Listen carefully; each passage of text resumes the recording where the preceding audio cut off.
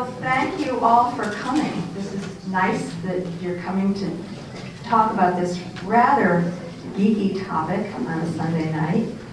I wanted to just tell you that we actually had planned to have a forum on cap and trade in July. Because we had been hearing, you know, the Sunflower Alliance mostly works on local things. We just try to get in the way of the fossil fuel industry whenever it tries to do anything and foil them.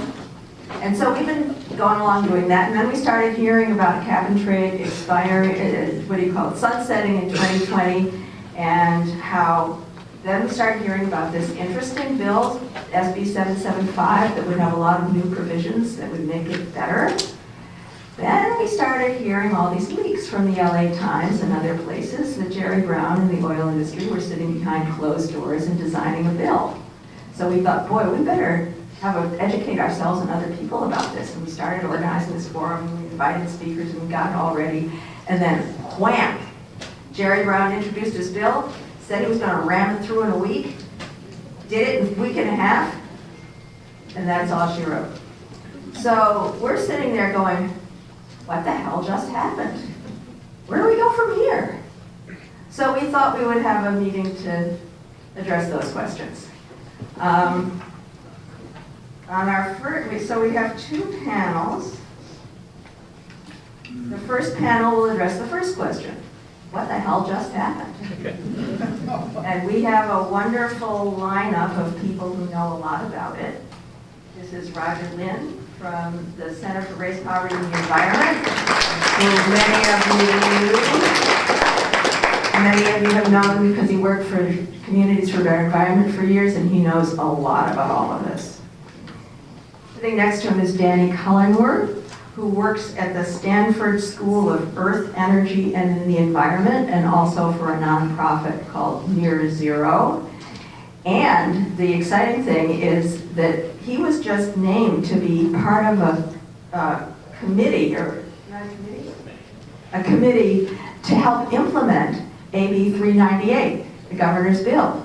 It's a committee called the Independent Emissions Market Advisory Committee. So he's going to be in there working on it. Next to him is Amy Vanderwarker, who works for the California Environmental Justice Alliance. She's now the Senior Policy Strategist. And I will say the California Environmental Justice Alliance was all over Sacramento in that precious week and a half, walking the halls, encouraging other people to get up there and walk the halls and try to talk to the legislators, to little avail. And next to her is R.L. Miller. She is the founder of Climate Hawks Vote, and she's also the chair of the California Democratic Party Environmental Caucus. And she is going to tell us what really happened. So I don't want to take up any more time. We want to make sure that we leave room for your questions and comments after all four speakers are going to speak, and then Blake will wander around with microphones to get your questions. Okay, so here we go. Roger is first.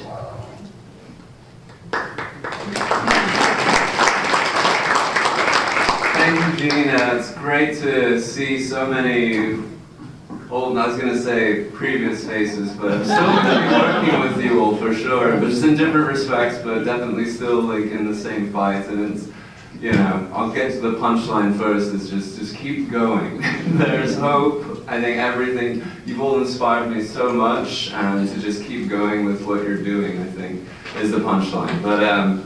But first, I also have to admit that I forgot my prop. The first thing I was going to bring by was I was just going through the garden on my way over, and I was going to just bring a piece of charcoal and my lighter and just light the piece of charcoal in here and see what problems people would have with that. So, you know, obviously, you know, that's greenhouse gas emissions for sure. You know, like just that tiny little piece of charcoal, there's still greenhouse gas emissions from it. But what would also be the other problem? Just burning something in here. Smoke alarms. And I'm sorry, my wife actually warned me that someone would say that, not like the smoke, but that's what I'm trying to get at. And the first thing I just want to point out is just to create this apparent separation about how the two are connected between local and global impacts. So when you think about cap and trade, you must think about co-pollutants and combustion processes, because we're talking about fossil fuels. You see all the posters everywhere.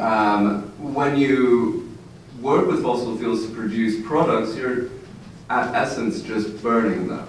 And that creates the greenhouse gases, which also creates local air pollution that would set the smoke alarms off, and we wouldn't want to be in here.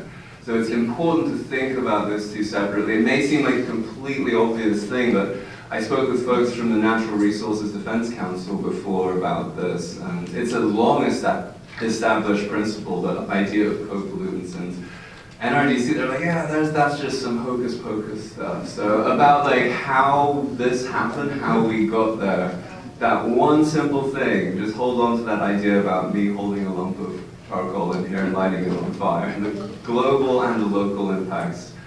I get the easy bit of the presentation, which is talking about how this program has sucked in the last couple of years. So it's going to be fairly sky high, but just want to make sure we're all on the same page with cap and trade. So obviously there's a cap. It declines by about 3 to 4% each year to get to certain levels by a certain year. You'll hear about the exact numbers later on. But there's a declining cap, and you can only emit 1 unit of greenhouse gases, and I'll say greenhouse gases are carbon dioxide equivalent, but for this purposes of this, pretty much the same thing. You get an allowance. If you're a polluter, you have an allowance, which is a tradable permit, basically. For each ton of carbon dioxide, greenhouse gas emitted, you have to have 1 allowance. So in theory, you know, it sounds great. There's a decreasing cap. You have to have permits to like get there because the cap's decreasing after each compliance period, and each compliance period is about 3 years. You have to just relinquish those allowances and give them up, so your permits keep decreasing as the cap decreases. So in theory, it sounds pretty good. But then there is the idea of free allowances that go in there. Are folks familiar with free allowances? No.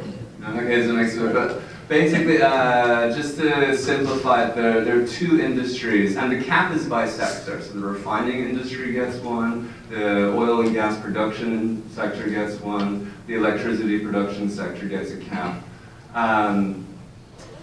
The state made the decision to give free allowances to different industry sectors so that they don't mess up those particular industries.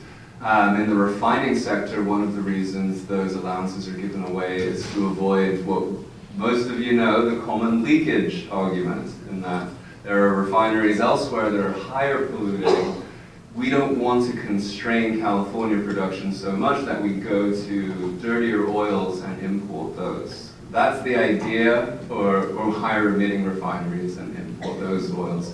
That's the idea behind free allowances, and the same in electricity generation, where it's called ratepayer shock, where the power plants, they pass the cost of whatever their compliance is onto their customers, or the ratepayers, us. So if they have to purchase all these allowances, then we have to pay for the allowances. So to avoid that, then the power plants also get some free allowances. So immediately, we have this declining cap. You have to have an allowance to get it, to emit whatever is under the cap, but then you get a lot of free ones. So that's the first problem there. Banking is another problem. If you don't use all of your allowances in a certain year, you don't have to relinquish all of them. You can save some for future years. You can't apply future allowances to the past, but you can apply past allowances to the future. So whether there's any actual reduction, there's some question there. And And then the good old offsets as well, up to 8% of allowances. So remember allowances to pollute under that cap, up to 8%. You can get up to 8% by purchasing a credit. A credit would be the equivalent of 1 ton of carbon dioxide or greenhouse gas emitted. Those credits, though, those offset credits are for projects that reduce greenhouse gases outside of your sector. So we've seen a lot of compliance by polluters purchasing offset projects for out-of-state projects like in Arizona or Nevada. And the California Environmental Justice Alliance commissioned a report from great folks over at UC Berkeley, San Francisco State, UCLA, I'm forgetting some folks, but Dr. Laura Cushing, I think, has spoken with you all before, and they did a report in 2016. It's easy to Google, just SAHA, cap and trade compliance, and 2016 report which showed the 10 biggest users of the offsets. Those biggest users were our friends, the refiners and the power companies. It was Chevron, Shell, Tesoro, PG&E, SCE, NRG. And that calls into question, going back to my lump of charcoal, where those facilities are located. Typically located in low-income neighborhoods, mostly in the low-income neighborhoods of people of color as well. So, you know, think about the two impacts as well when we're thinking about the flaws of cap and trade. And I think I'm running out of time, but just to put everything in perspective with this, between 2013 and 2015, for those of you who haven't checked out the report by CDE, Communities for a Better Environment, that one's also online, it's a 2017 June report. But it looks at cap and trade and what's happening with the refinery sector in particular.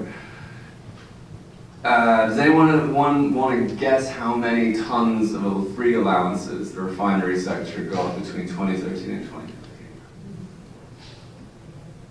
Maybe as a percentage of total greenhouse gas emissions. 100. It's close. It is close to 100. 86 million tons of free allowances. The total CO2 emitted, greenhouse gases emitted by the refinery sector in the same same period, 102 tons. So we're at like the 80% or something of free allowances. And then recall the refiners are also the heaviest users of offsets. So assuming in the same period that they use all of their allocation for offsets, remember it's 8%. They got 80% free allowances, and then they got another, assuming they use that 8% from the offsets and credits, that's 88% of their total emissions that are just not regulated in state. So that just puts everything in perspective. Associated with it is the revenue from an auction goes to the same low-income communities that we're talking about, which are hit first and hardest by climate change. For investments and everything, I'm sure you've heard of SB 535, you know, the Greenhouse Gas Reduction Fund. That's where all the money comes from the allowances, from the purchase of allowances.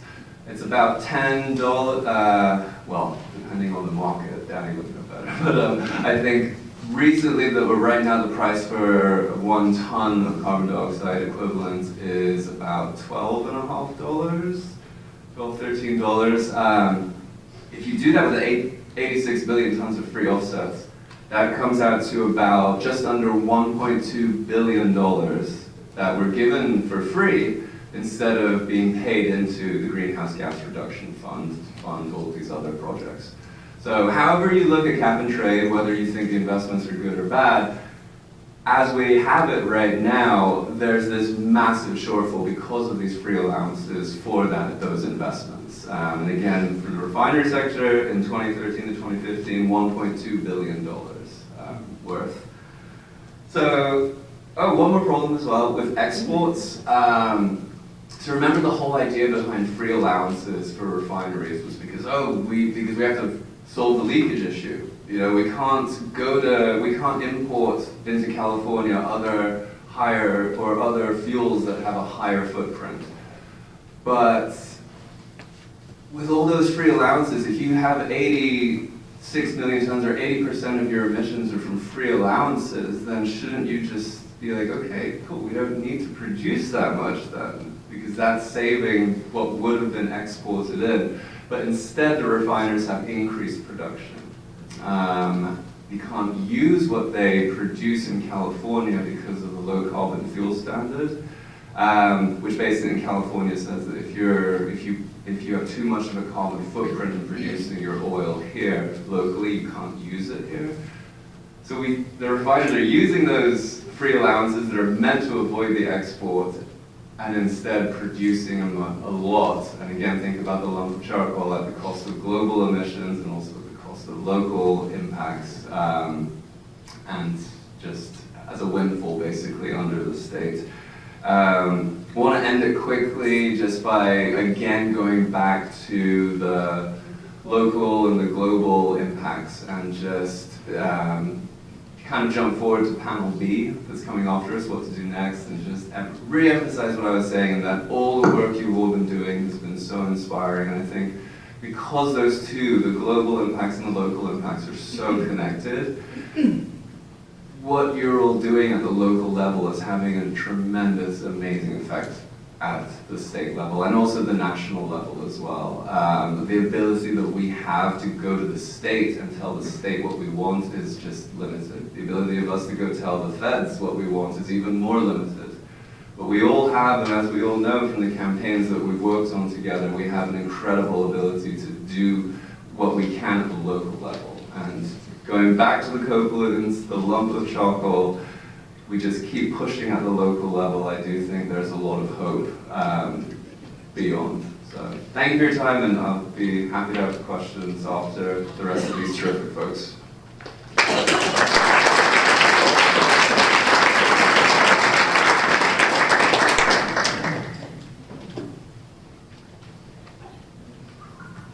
Well, thank you very much, and I appreciate everybody being here. I'm going to talk about some really dense stuff, but I wanted to give sort of an overview of what was in the bill that just passed, and to follow up on some of the issues that I think certainly I care about, and I know many in this room care about as well.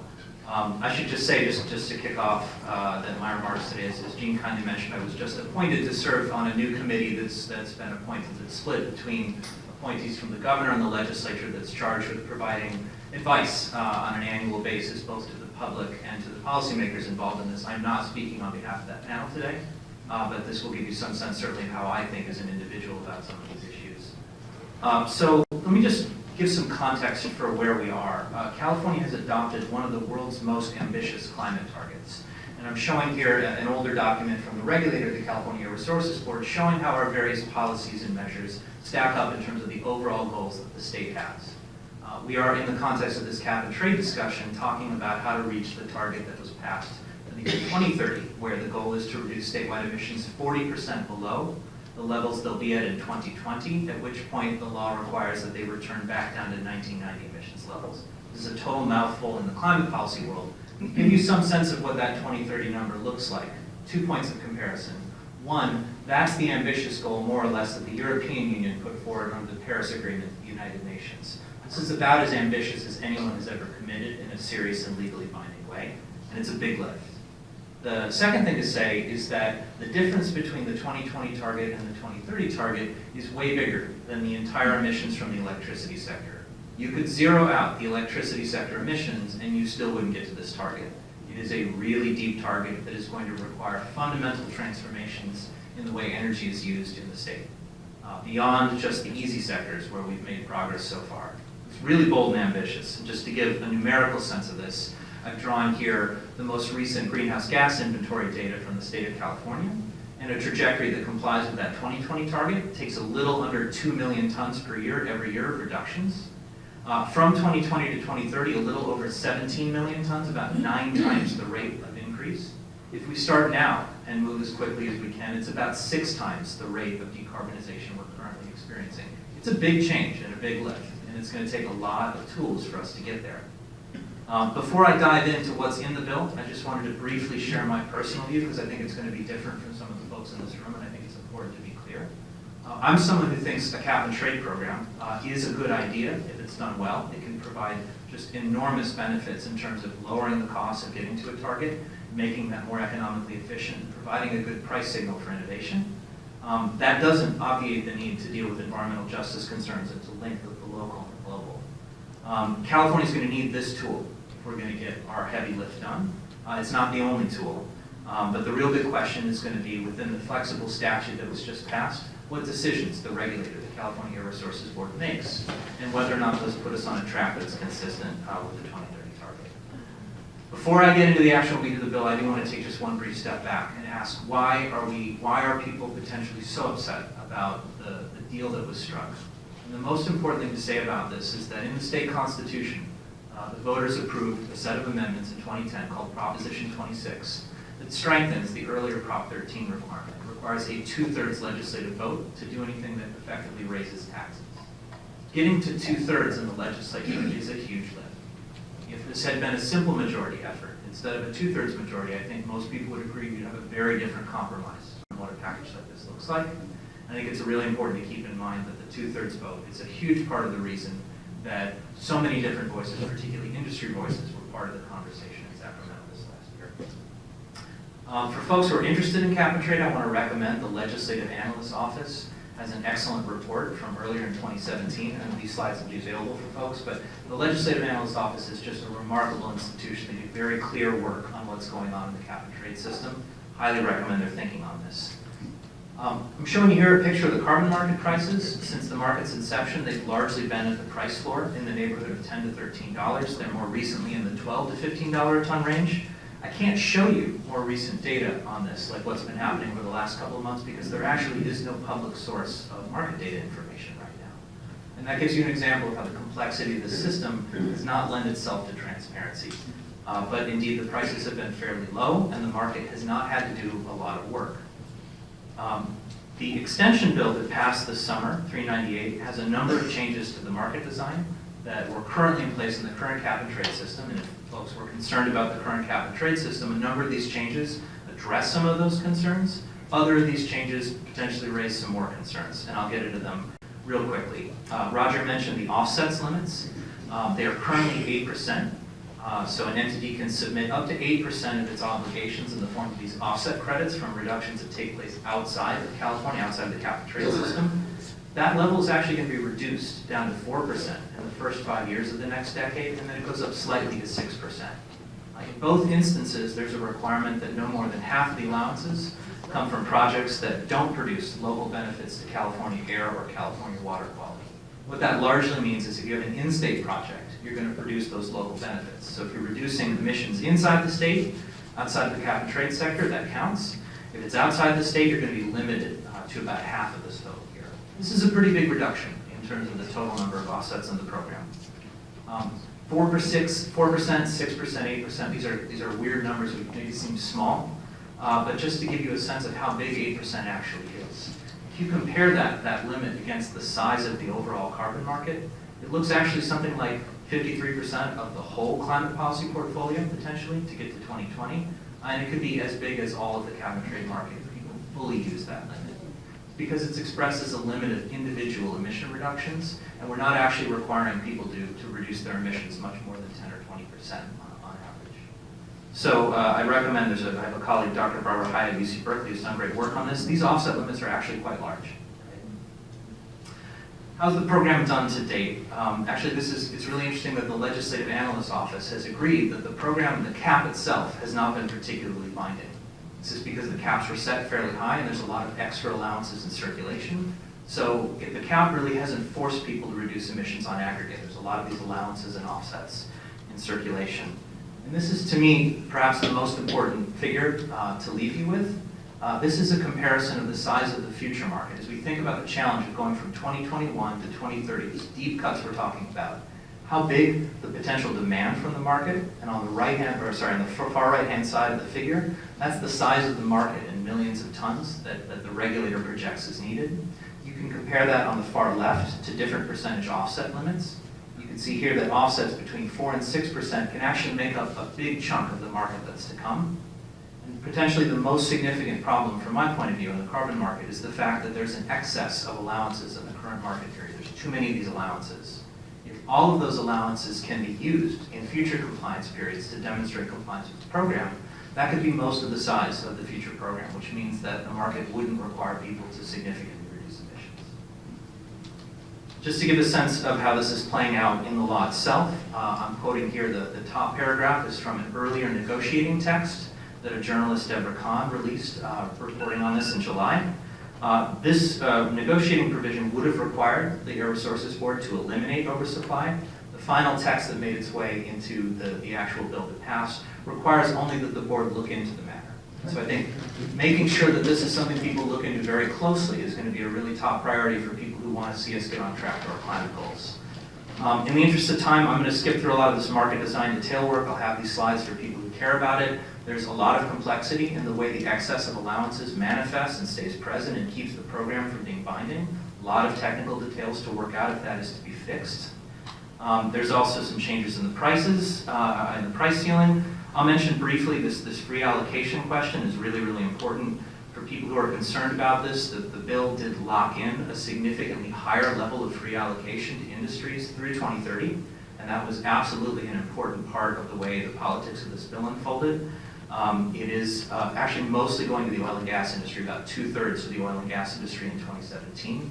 So when people think about protecting industries from competitiveness, which is a very real issue and something I hope everyone will take seriously, most of the effort right now is going into protecting the oil and gas industry from competitiveness issues. I'll just close very briefly. I know I'm out of time here. Folks will talk more about this, but part of the bill that I think caused a lot of controversy, particularly with environmental justice communities, is it preempts both the state board. So the state air board is not allowed to include additional regulations that affect the oil and gas sector beyond the cap and trade program.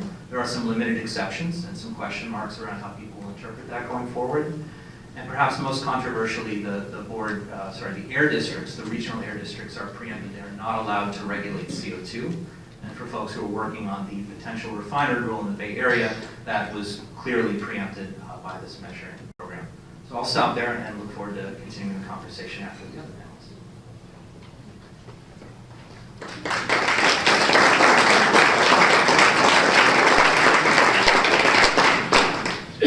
Good evening, everybody. My name is Amy Vanderwarker. I'm the Senior Policy Strategist for the California Environmental Justice Alliance. We're a statewide coalition of 10 environmental justice grassroots groups throughout California.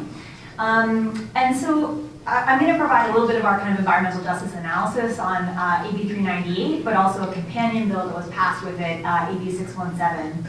So going into this legislative session, we knew that cap and trade reauthorization was going to be on the table.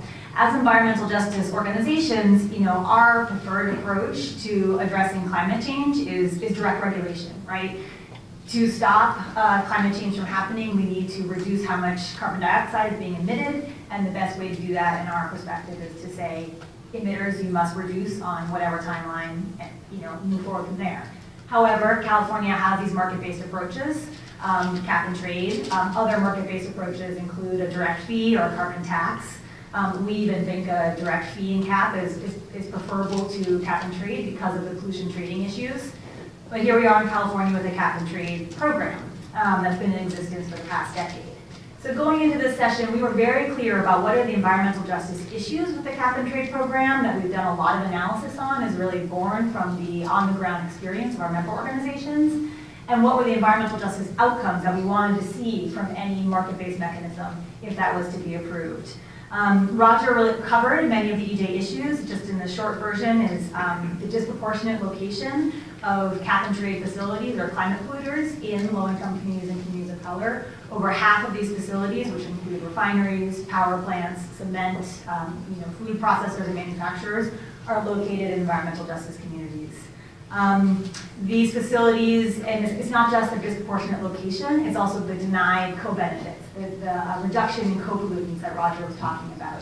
Right? These facilities don't just emit carbon dioxide from their smokestack, they emit a whole bunch of other toxic air emissions that really harm health and quality of life.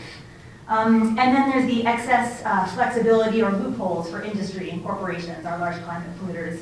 in the cap and trade system. Again, which is going back to the offsets, the free allowances. For us, we kind of call those loopholes.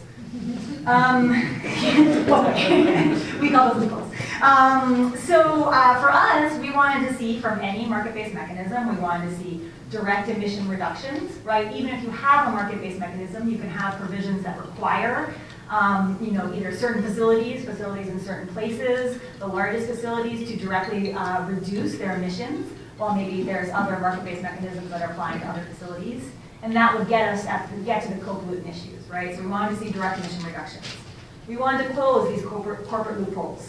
We wanted to see a higher price on carbon. As both Danny and Roger talked about, basically the price in the current cap and trade system has been hugging the price floor since its existence.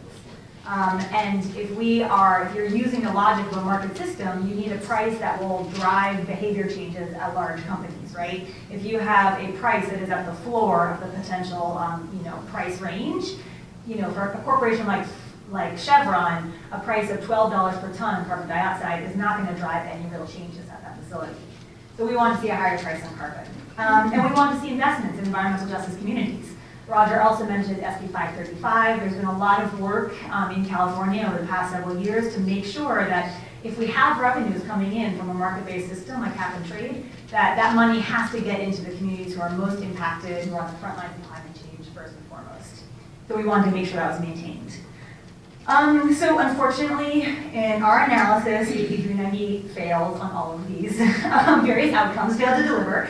So I'll just hit on kind of the main reasons.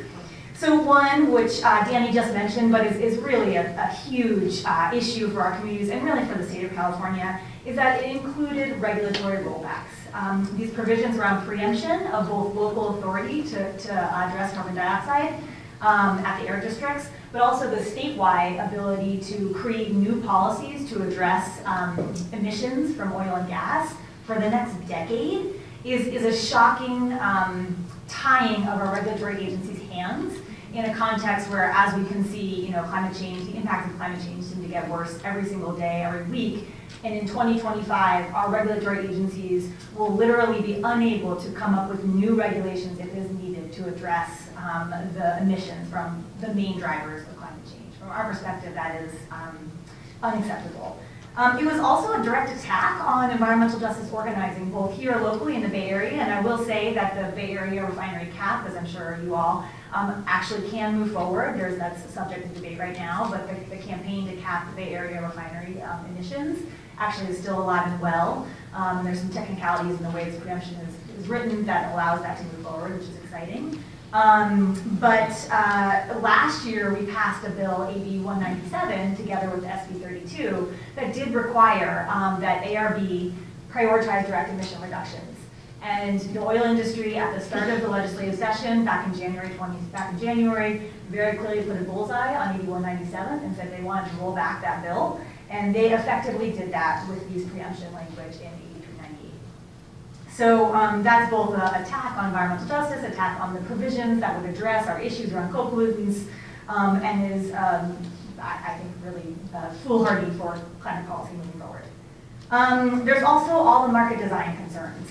And I would say, Danny really touched on some of them, but in our analysis, what AB 398 did is that it erred on the extreme side of flexibility and cost effectiveness for industry. So it basically was designed through the various mechanisms such as offsets, the large quantity of free allowances. There's a whole set of provisions in there around containing the price, basically make it as cheap as possible to comply for industries. And that's really the driving logic. And that's what the governor, that's what industry wanted. They want to make it as cheap as possible to comply. And that's what the package that they worked on. And that is, from our perspective, we want to see climate policy that starts with what will get us the emission reductions that we need and what will take care of the health and quality of life of the communities who are most impacted. And then I would also add that AB 398, similar to what Roger was mentioning, actually undermined all of our climate investments. And it did this in a number of ways. As Roger mentioned, with that level of free allowances and with the continuation of the offsets, that inherently reduces how much revenue is coming in, right? Because you're not selling the allowances, you're just giving them for free, right? And offsets have no revenue benefit. However, to get AB 398 passed, it also required a series of compromises with Republicans and other moderate Democrats that actually included repeals on a state fee, also extended and expanded a tax cut, and required that the impacts of those financial, of those tax breaks be backfilled through the climate investments. So it actually not only undermined how much money could come in, it didn't actually create provisions that will push the price higher, which would also increase revenues, and then through these tax cuts that had to be backfilled with climate investments also create another dent in the total revenue pot. So then finally, this very significant piece around the direct emission reductions and the co-pollutant issues that Roger really started with. So again, going into this, we were very, very aggressively and I think rather effectively talking about the local air quality and health issues in our communities. And the fact is California has an ongoing air quality crisis. Many of our state counties have some of the worst air in the nation that is causing respiratory issues for low-income communities across the state. And so we were very, very effective and very clear that any climate policy really cannot let these local issues be pushed aside any longer. And so we had a lot of great ideas, I would say, around how to address that in the regulatory structure, different changes that could be made to the California Clean Air Act, requirements that could be put into the cap and trade system that would really drill down on the issue of co-pollutants and would really make sure that if we're emitting carbon dioxide, we're also making sure these facilities clean up and are not just old, dirty operating facilities that are spewing other toxics. Unfortunately, these great regulatory approaches were not included in the final package, and the bill that was included was AB 617, an air quality bill. And AB 617 does a range of things, but I think the most important piece of it, the heart of it, is that it creates a new air quality monitoring system in California, which is good and needed. So air quality monitoring in fence-line communities, which is important. But it also directs the Air Resources Board to create community emission reduction plans throughout the state of California. And says that the Air Resources Board will adopt a statewide strategy to identify where are air quality hotspots, and then we'll work with communities and local air districts to address those hotspots. And on the face of it, that doesn't sound that bad, right? Sure. Except that there are actual no targets, there are no deadlines, there are no standards in the bill. So, what these community emission reduction plans have to actually achieve is still to be determined. What will be the enforceability that local air districts will ensure that polluters that are contributing to local air quality hotspots, those polluters will be held accountable. There's nothing around the enforceability. So it created a whole new structure that actually has very profound implications. The Air Resources Board is going through a very dramatic restructuring as a result of this bill, creating a whole new department. We've got a lot of money now that's going into it. But from our perspective, especially given the entirety of the package and all the bad stuff in 398, it was definitely not enough.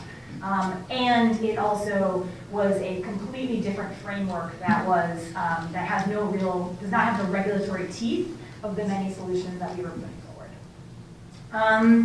So I'll wrap up there since I'm out of time, but I'll just say, kind of again, going back to what Roger was saying, I think at the heart of this whole fight really boiled down to a couple of very different perspectives around how to address climate change in California and from a policy perspective. It was a fight about how directive and strict to be in the approach to regulating climate polluters, and what is or can be the role of markets in stopping climate change, and how tight those markets need to be designed. I think that was a core piece to the debate. And then the other core piece was really these fundamentally different points of view around local groups on the front lines who are impacted on a daily basis by the ongoing expansion of fossil fuel infrastructure, versus this global approach to addressing climate change that really just looks at CO2 per ton in the atmosphere. And I think those two things, where you land on those two things, really determine different policy outcomes. And those are at the crux of the debate. Thank you.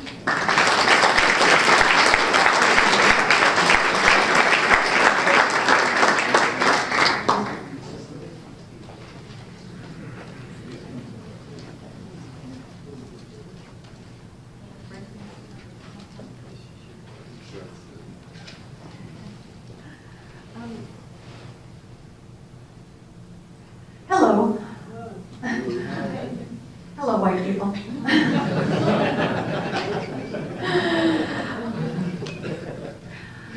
My name is R.L. Miller, and normally I start off by saying that I wear two hats. One is that I'm the founder of a group called Climate Hawks Vote. The second is that I'm the chair of the California Democratic Party's Environmental Caucus. In this case, I wear a third hat, which is political terrorist. That's what Jerry Brown called me. True story. I don't quite know how I got into that position exactly. Well, maybe it was because I called him Chevron stenographer. Yeah.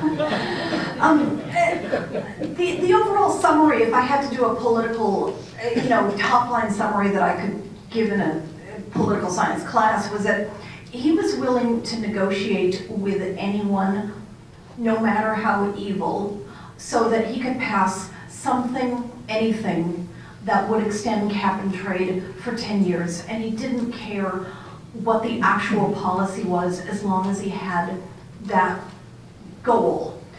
And so you ended up with some genuinely horrible policy. I'm not gonna go into the policy weeds at all because these people have done. I started off with two really simple propositions. Number one, if big oil, if the idea of a bill, the inception of a bill is big oil, it's bad. Just say no. And the second is that if the environmental justice groups oppose it, I will stand by them. I didn't go into the technical analysis that Amy did. I just said, she's against it. She knows why. I'm standing with her. It's that simple. It's just, I didn't see that it was that hard. Other green groups saw it very differently. The people that I referred to as inside the building lobbyists, I don't want to name names, but the people who have lobbyists inside the building, who walk the halls daily, who are normally very, very good people, and I don't want to sound like I'm attacking my friends, they were afraid of the power of big oil. And so they signed on to Governor Brown's bills. Then the legislators all ended up afraid of Governor Brown. My role in this was, I ended up as a designated leakee of documents. I don't know if that's a word, by the way, but somebody sent me in late June, somebody sent me 3 drafts of what were labeled GO for governor office proposals for what became AB 398. They also sent me a document that was dated April, 2 months prior, reading Western State Petroleum Association, what they want in a cap and trade bill. And I read them and I realized, oh my God, they're the same thing. Yes, this is true. Governor Brown was taking his starting points on the cap and trade bill straight from WISPA. They all had lost on the SB 350 2 years ago. Who here remembers SB 350? Okay, good. I was up in the halls I was up in Sacramento for the end of SB 350, and briefly, Brown, De Leon, and the Speaker of the Assembly felt that they could not contravent the power of big oil to stop the relevant portion of that bill. They got something passed, but not the really important part, which is the direct attack on big oil's livelihood. And so Governor Brown decided, if you can't beat them, join them. And that's how we ended up with AB 398. He took what WISPA wanted and turned that into the bill. People say to me, how could he have done this differently? Big oil is so powerful in Sacramento. What could he have done differently to get a different outcome? And I have an answer to that. I do. And the answer is that at the end of 2015, it was obvious that big oil held a great deal of power in the capital in Sacramento. And so what Brown could have done was show that he was determined to fight them every step of the way. And so, for example, we had an assembly race in Southern California in which a woman named Cheryl Brown, nicknamed Chevron Cheryl Brown, was being challenged by Eloise Reyes. Brown did nothing. We had a similar congressional race in Sacramento, in Southern California, where Isidore Hall, a state senator, was running for Congress against Nanette Barragan. Brown, my group, Climate Hawks Vote, backed Barragan because Isidore Hall was the oiliest Democrat in Sacramento. He took more money from the oil companies than anybody else in the building. What did Jerry Brown do? He made robocalls for Isidore Hall. Yeah, you want to talk about showing exactly whose side you're really on? Yeah. He could have signed an executive order on a moratorium on fracking. Remember how we all wanted that? Yeah. He could have maybe actually enforced SB 4's recommendations for fracking. Yeah, he could have done that. And David Braun here knows one or two things about the subject of fracking. You guys should all ask him. There's so many different things that he could have done between the end of 2015 to the beginning of 2017, in which he could have showed the oil companies that it's no longer business as usual. Stop trying to intimidate our legislators. He did none of that. Instead, he got co-opted by them. I don't know how else to put it. So we ended up, as I say, I ended up not only the recipient of these documents showing that he was taking his points directly from big oil, but thereafter, for the next 2 weeks, I was the recipient of a real lot of late night texts from legislators and NGOs who are all freaking out. The governor is meeting with industry. The governor will not meet with environmentalists at all. This statewide organization, the lobbyists want to oppose the bill. Governor Brown called the national organization and ordered the state people to support the bill. Yes, this is a true story. Legislators told me that Brown told them that if they didn't pass this bill, other countries were going to pull out of the Paris Agreement. True story. So, I'm very close to running out of time. I will say very briefly, I ended up being called a political terrorist because he did his signing ceremony and he said that anybody who criticizes me for talking to big oil is a political terrorist. So I stand before you as a political terrorist.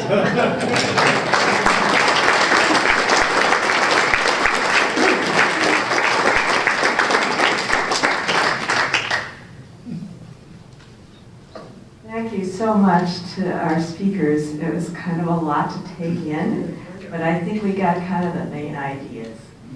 We're going to have some time for questions and comments. We're going to try to limit each person to no more than 2 minutes.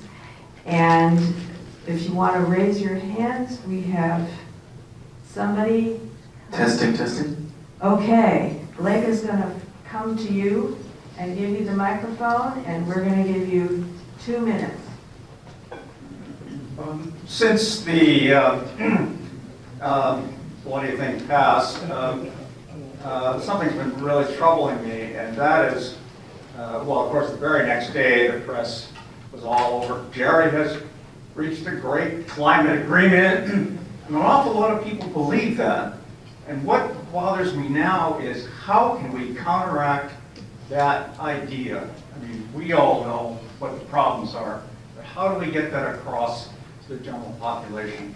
Anybody has any ideas, that would be great. Speak out. It's really simple. Speak out.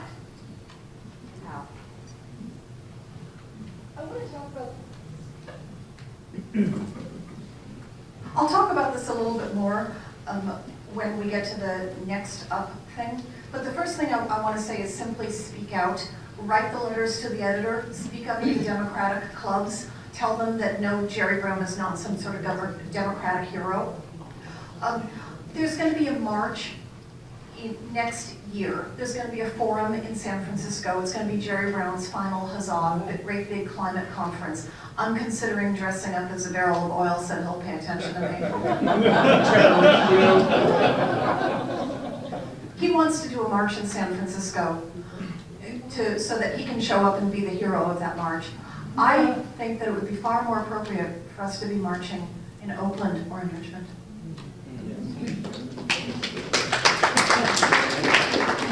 Can I just say real quick, just to add to this conversation, there's a lot of concerns with this bill. It also provides a blank tool to the regulator, right? And do not take this as all set in stone. There are pieces of this bill that do not give flexibility to the regulator. For a lot of people, I'm sure, do not do what they would like to do with this program. But this program can still be designed well. And I think a really important question is going to be to watch. There's a regulatory process that will begin very shortly to implement this bill and ask the question, is this bill coming in line with what we want to do to get to our 2030 target? If the answer is yes, that is great. If the answer is no, speak out. And that's the California Air Resources Board. Thank you. And just a quick note to add on to the speaking out bit. For those of you involved in the Bay, who live around the Bay Area, and also who are not involved in the campaign on the Air District, that is a very viable route to speak out all of these things in addition to the march that was discussed.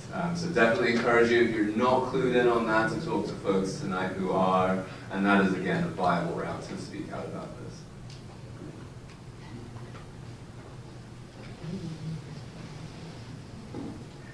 I'm David Schoenbrunn with Transdev, and I wanted to offer you a little known factoid about Jerry Brown. I have been working on climate change and air quality in relation to transportation. And the big issue that's been unaddressed by the Air Resources Board is the ever increasing amount of driving happening in the state, which brings along with it increased GHGs. And this is the result of continuing sprawl development and highway widening. It is clear by tracking the action of Caltrans and the Air Resources Board that there's been a very high level message given to them. You are not to create political upset by doing anything to crank down on driving. And the significance of this is we're not going to reach the targets. The public will remain somnolent, but we're not going to reach the targets. And what this says is that it's not just cap and trade that's a scam. The entire climate change program, this is a giant hole in it that the Air Resources Board refuses to address. And I got quiet confirmation that this came straight from the governor, the directive for doing this.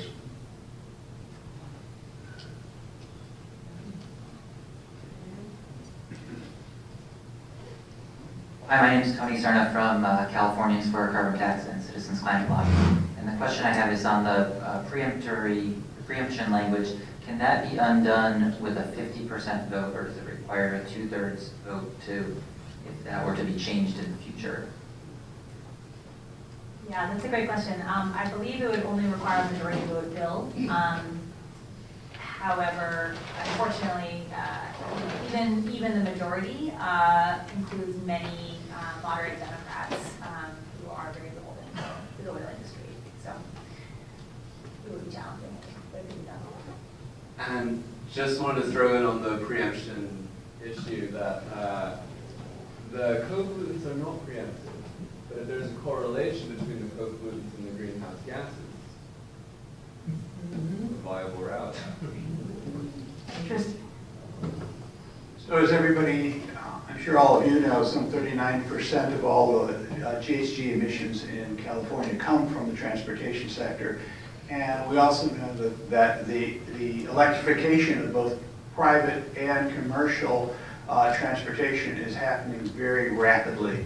And we take any comfort in knowing that as the grid becomes greener, the impact of fossil fuels as gasoline and the weakness of 398 will become less critical. Let me just say to that, so first of all, with the current state of the grid, the greenhouse gas savings from electric vehicles aren't as big as we need them to be, right? It's not as big of a benefit as most people would like to believe. People call them a zero emissions vehicle, it's an elsewhere emissions vehicle for now, until that grid gets cleaned up. In the short term, it's actually increases to vehicle fuel efficiency that make the biggest difference in transportation carbon emissions. But in the long run, maybe we'll get to this zero emissions story. I think it really comes down to your view of how quickly you need to do this and whether or not this 2030 target is really the be-all and end-all.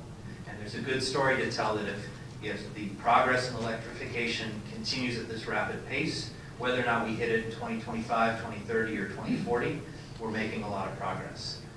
It's going to be really tough to get to 2030, even with the aggressive penetration of EVs that people now think is happening and expect to happen in the next few years. That alone is not enough. We should have said right in the beginning that all this cap and trade stuff only applies to large industrial greenhouse gas emitters.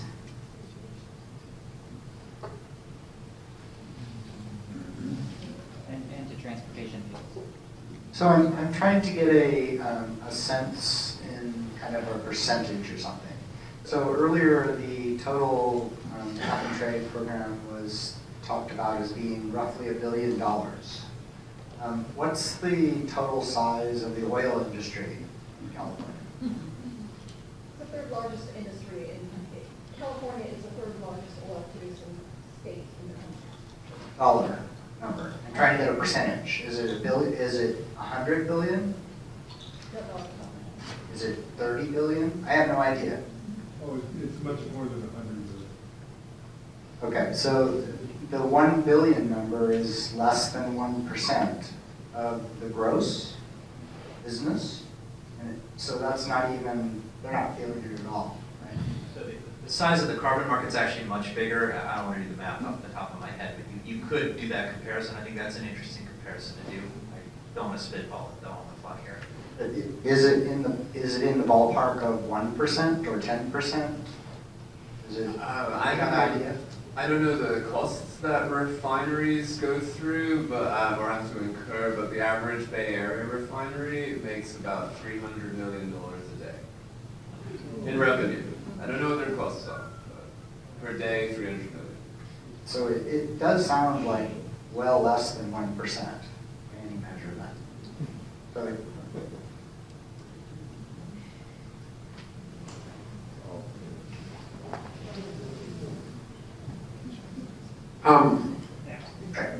my question is about the preemption on the local air districts. A cap is not a reduction. A cap just leaves it at the top. It doesn't force it down. So it's, to my lay reading of the language, there's no issue. There's nothing in that language that stops the Bachmann from imposing a cap. It just says they can't make it lower. It doesn't say they can't set a limit on it.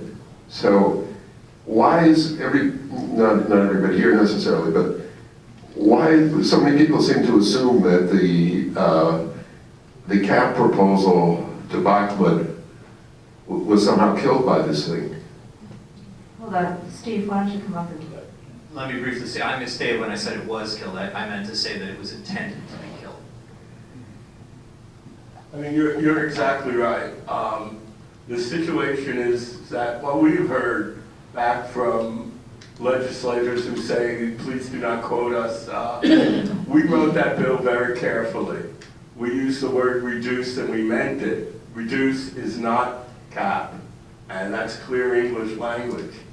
Unfortunately, the legal staff of the Air Quality District is selling the fact that they're totally exempted by the language of 398.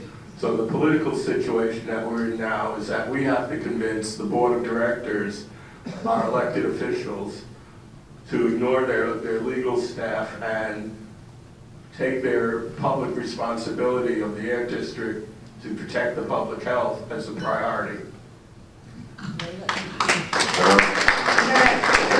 One more question, because I want to have, we need a break. Okay, Blake, where's Blake? got Michael over here? I have two questions. They may sound contradictory. The first question is, I've read a lot about cap and trade not being very effective in reducing greenhouse gases worldwide in Europe and the United States. However, I've read also that acid rain was effectively stopped by cap and trade having to do with that particular pollution, and I'm wondering whether somebody could comment on why that worked and this doesn't work. Janet, do you want to come up? And... Sure. I think I can speak that much. Oh, what the hell? Let's take a mic. Thank you. The acid rain program was a trading program that came out of the 1990 Clean Air Act amendments, federal Clean Air Act amendments. And there are a couple of features about it that are bear on your question. One is that the credits had to come from the industry.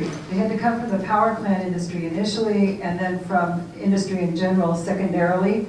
And the purpose of the acid rain program really was to reduce emissions of oxides of nitrogen and sulfur dioxide from coal burning.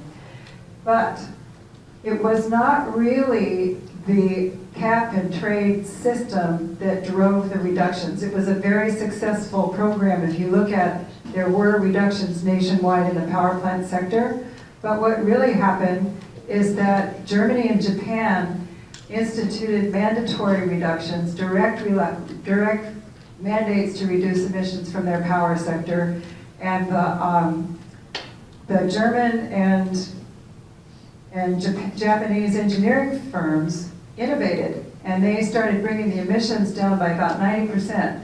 And I was at US EPA from 87 to 1990 before the Clean Air Act amendments, and I was already seeing the parts per million of these pollutants go from 100 parts per million down to 50, and then they went down to 25, and it was like, oh my God. And then eventually they went down to 4 parts per million and even less. But the driver there, we got the benefit of the direct mandated reductions that Germany put in place.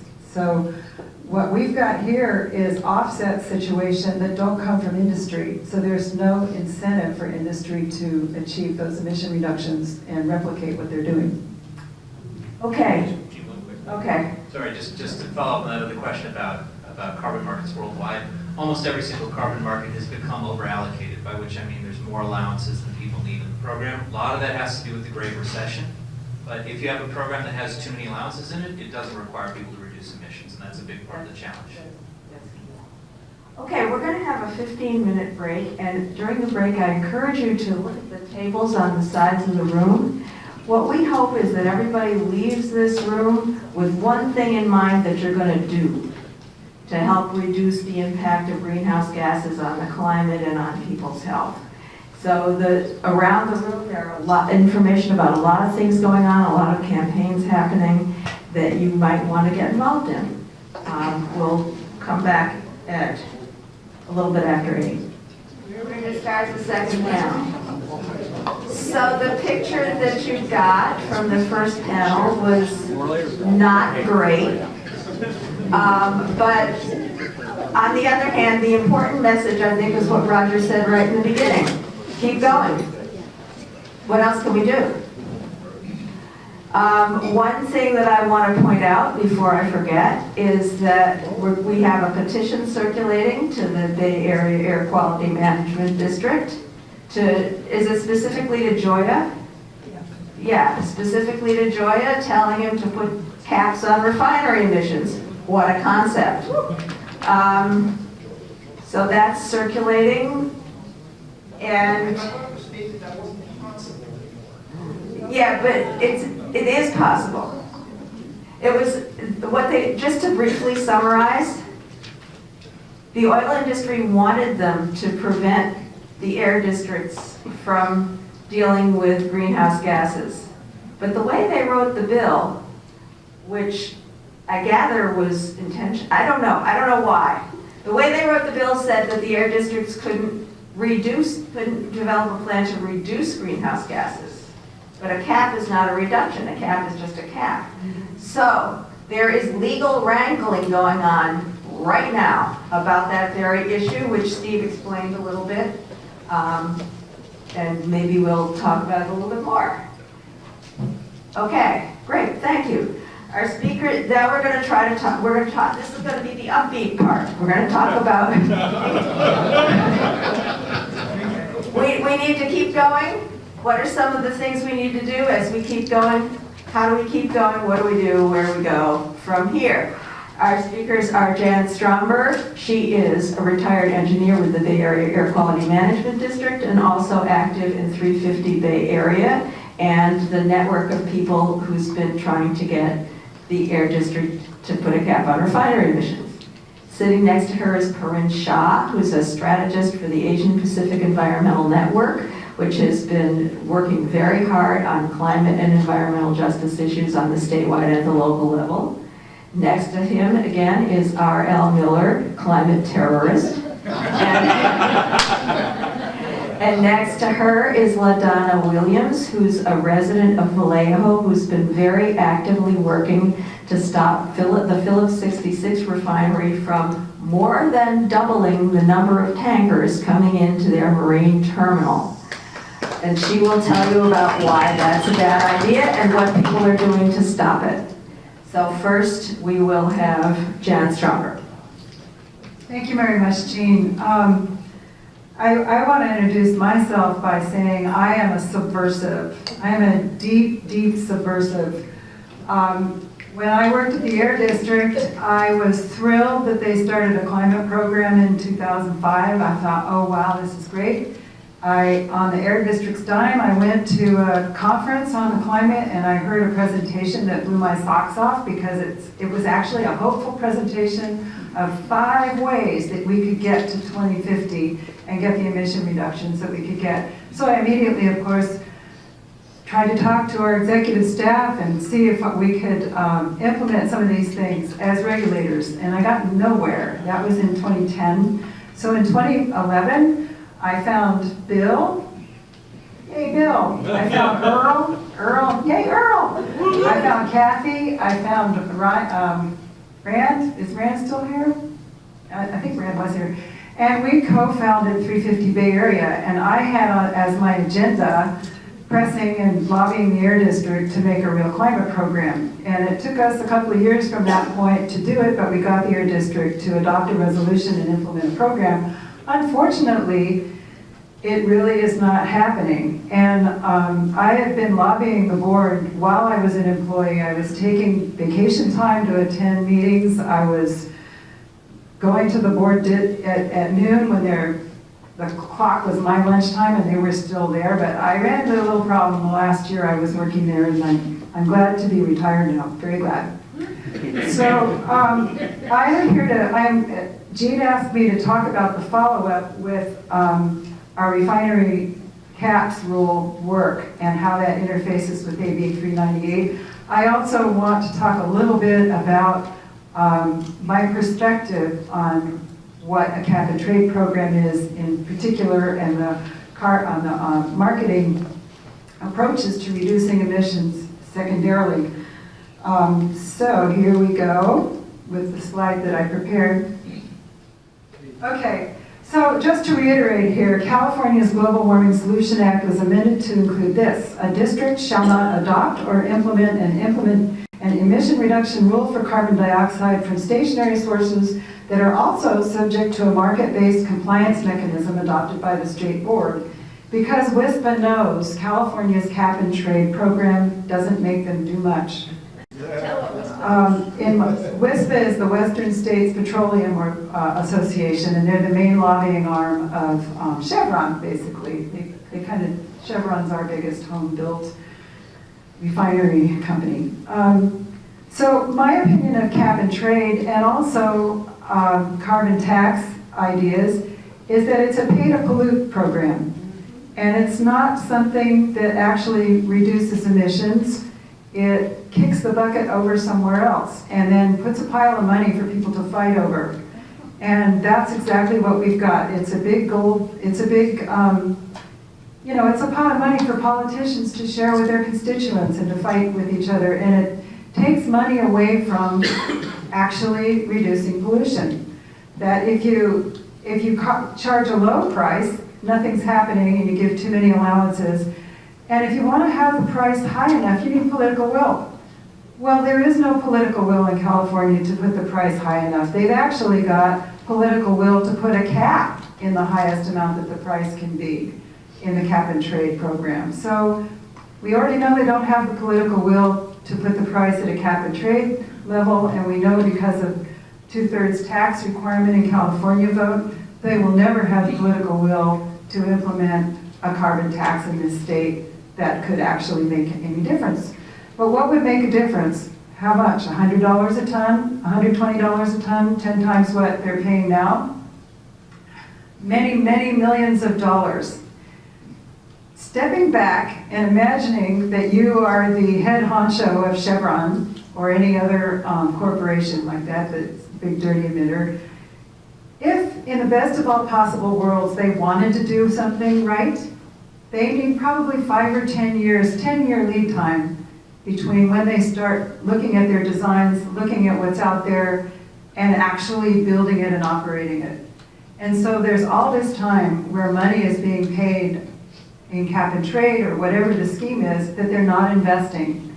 And in particular with California's cap and trade program, the offsets issue that was not discussed by our first panel is that the offsets in this program are defined by CARB, and they do not have anything from offsets derived from reductions in emissions from industry.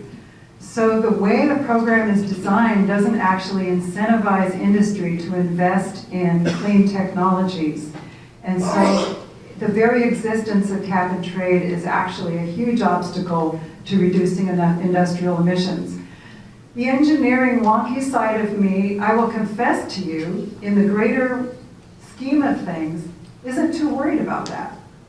Because the people that have done the deepest research on climate action know that the industrial sector is going to be the last sector to fall, that it's going to be the hardest to pull into being a clean operating sector. And that what we really need, the very easiest first thing we need to do is clean up our buildings. We need to get natural gas out of our buildings. Then of course we need to deal with our transportation systems. So part of me is actually a little bit relaxed about industrial emissions. But the other part of me is deeply offended that we have a program that deliberately isn't designed to actually build toward those reductions that we need in the future. So that's my pontificating. Now I'm going to actually continue with where we're going with this discussion. How many here are familiar with our effort to cap refinery emissions at the Bay Area's 5 refineries? So pretty much the whole room is aware of that. So we know that the refineries have in mind plans to expand their operations, plan to put in new rail yards, plan to bring in new ships, plan to import tar sands, plan to have exploding oil trains.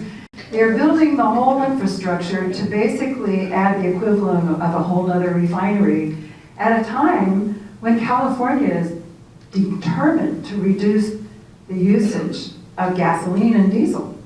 And so our elected representatives, I'm not convinced, understand what the refineries are up to here. I don't know if they know that the equivalent of one extra refinery is now essentially permitted at the Bay Area Air Quality Management District. They have already issued the permits that would allow for the expansions for this to happen. And our elected representatives, every single assembly member and senator who's represented by somebody in this room needs to understand what's going on there.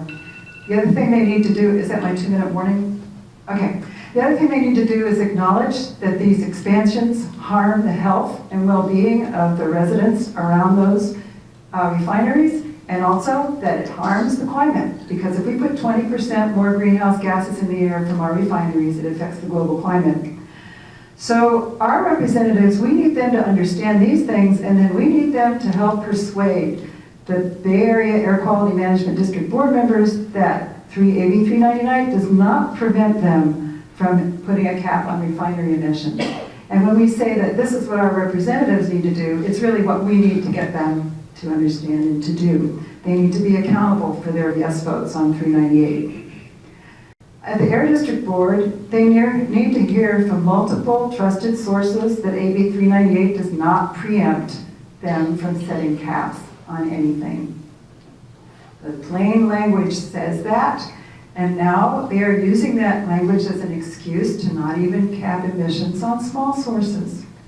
They are amending their permit rule, and I just read yesterday their staff report, and I was just completely gobsmacked by this. And they're planning to adopt these amendments to their permit rule on October 18th. So you will be hearing from me if you're on the 350 Bay Area list or if you're on the Sunflower Alliance list. We will be letting you know what's in store with that, and we will be having talking points, we'll be having petitions, letters, and all the stuff, all the good stuff. Also, we need our Air District Board members to learn that none of the rules proposed by Air District staff are going to cap particulate matter or toxic emissions. They have used very artful language to say that they are going to be reducing particulates and toxics, but they stop short of saying the exact language that would be meaningful to me as a 30-year regulator. I know when people are slipping little words in there that take away from the impression that they're giving to people.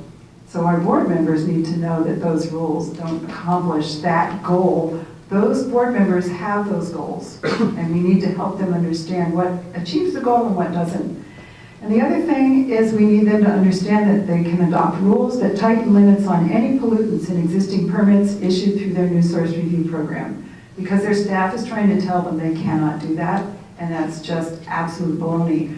One of the people on our side, besides Roger, as you know, when he was working with CBE and helping us as an attorney, and also Deborah, who's an attorney for Sierra Club that's helped us. I also brought to the table Larry Chassett, who was an attorney at the Air District for 17 years and was their senior counsel. So I am subversive. I do figure out every single angle that you can get to try to make this work. So we've got all this education to do with the district board members. Finally, what must we do besides get all those other things to happen? Number one is we have to strengthen our solidarity between grassroots health and climate activists, because there is no difference between the sources that create health problems and the sources that are destroying the climate. And there are add-on controls that you can do for some kinds of pollutants, but you'll never get to zero unless you stop combustion. And so if you want actual clean air and not just tolerably dirty air, you have to get rid of combustion. And so we are united 100% with anybody working for health improvements. The other thing is, I think we need some, and I think I have some responsibility for this, we need to become more educated about the failure of market approaches to reducing pollutants. There's a long storied history of attempts to do that, and there hasn't been one success that you can point to that can really say that market approaches to reducing pollution actually reduces the pollution. And finally, we need to, as RL was saying, pretty much subvert Governor Brown's legitimacy as a climate hero by showing the necessity of direct emission reduction of industrial greenhouse gases and how we need the innovation prompted. And when you have future effective dates for regulations, that gives industry a sign and something to work toward. And that's why France and China have already set dates by which they say they will no longer sell gasoline-powered cars. So we need that. That might be a hard sell in California, but anyway, people need to understand that when direct emission reduction doesn't mean you're going to put an onerous thing on right now. It means you're setting a goal and you're looking for the cost-effective means to get to that goal, not generalize save the costs, which in this case, right now, the number one thing that the offsets are coming from for the California Cap and Trade program is the buying of forests out of state, while ours are burning. So, thanks.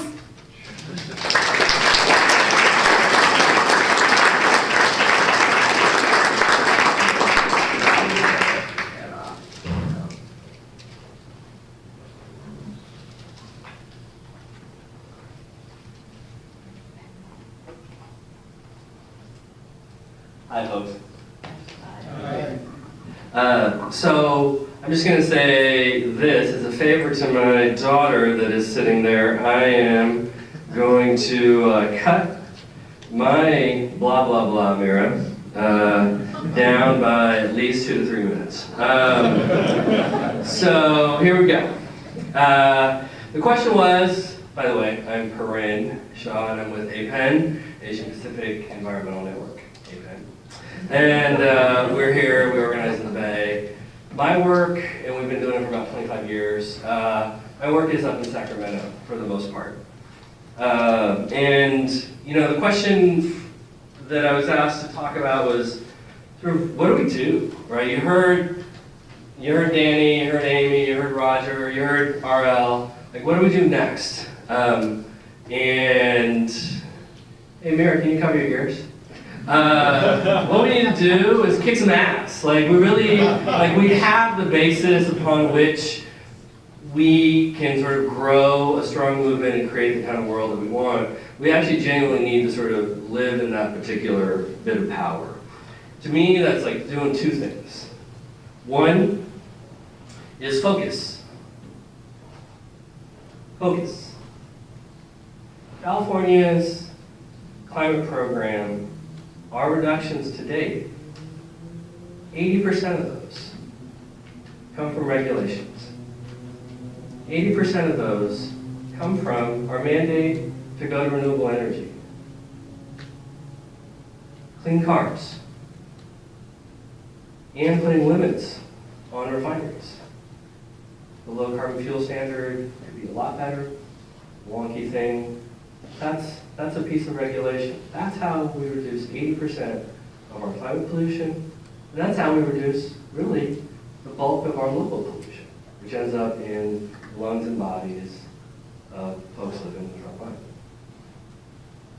line. 20% of it is a circus sideshow. And that's cap and trade in California. That's carbon pricing writ large. And Jan's point was eloquent to that.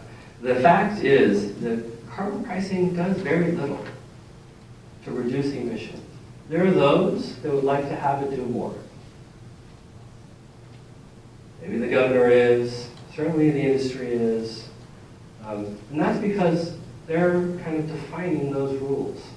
And the more that we spend a ton of our time and energy focused on screwing that program, which I think doesn't need to be around personally. I know that's not where APEN is.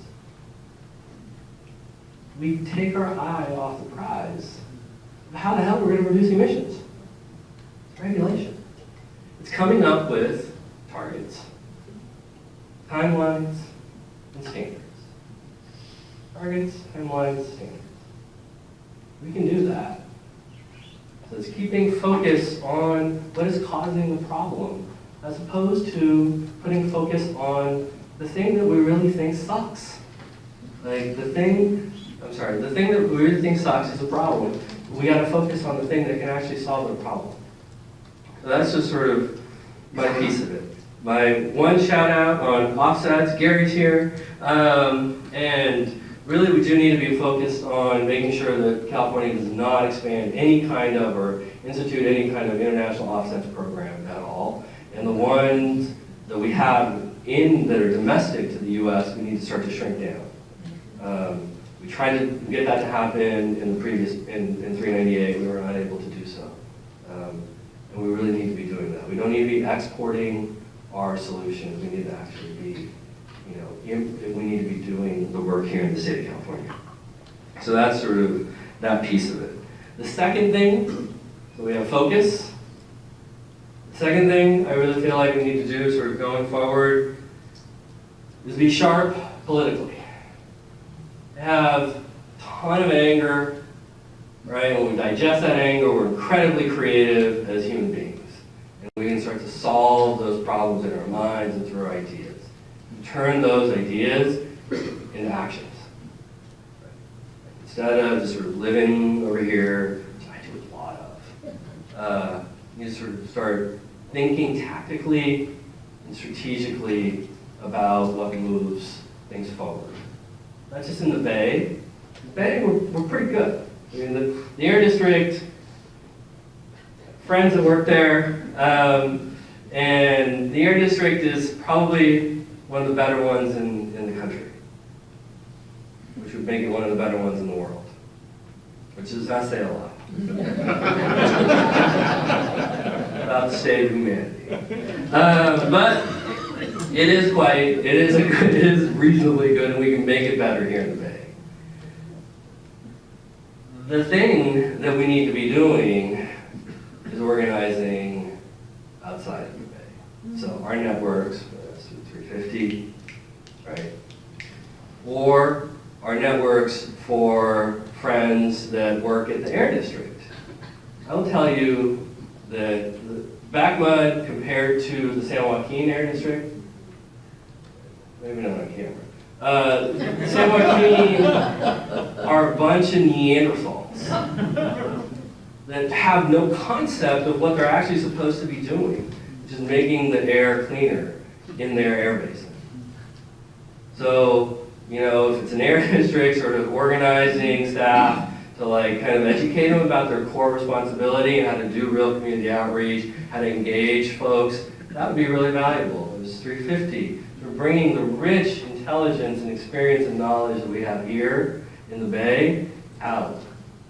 Because our Bay Area legislators, while they voted for that thing, you know, weren't exactly excited about the cap and trade deal at all.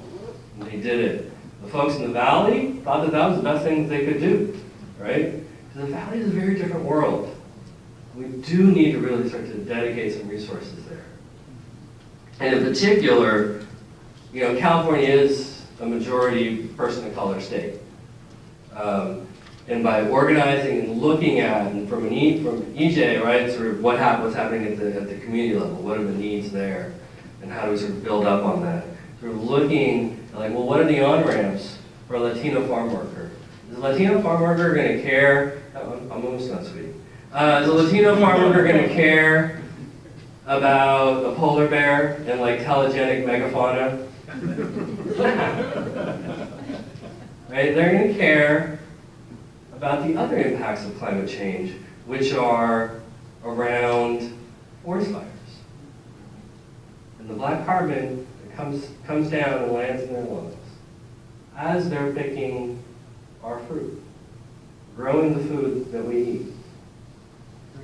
That's the on-ramp to be able to engage the vast populace that exists in the state. You just gotta start looking at different ways to bring different voices into the conversation in terms of political power. And then I would say the final piece of that is, the political, is how about Jerry Brown? Remember focus? Jerry Brown is our focus. He's done.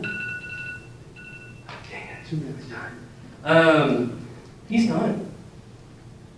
We have other people running for governor. Focus. Those are the folks that we need to be talking to, we need to be going to, we need to be organizing with, going to their rallies, going to their little stump speeches, and saying, what the hell are you going to do around really making sure we reduce emissions and clean up California? That's our work. Jerry just said it himself in the hearings. It's like, I'm going to be dead. And he will. And he's done great things probably at some point in life. You know? But he's not doing them now. Right? Let's not worry about him. He's got a year. It's the next folks. There's the three of them, or the Republicans. Let's get this stuff in their platform. Start to organize around that. That's all I got. Thank you.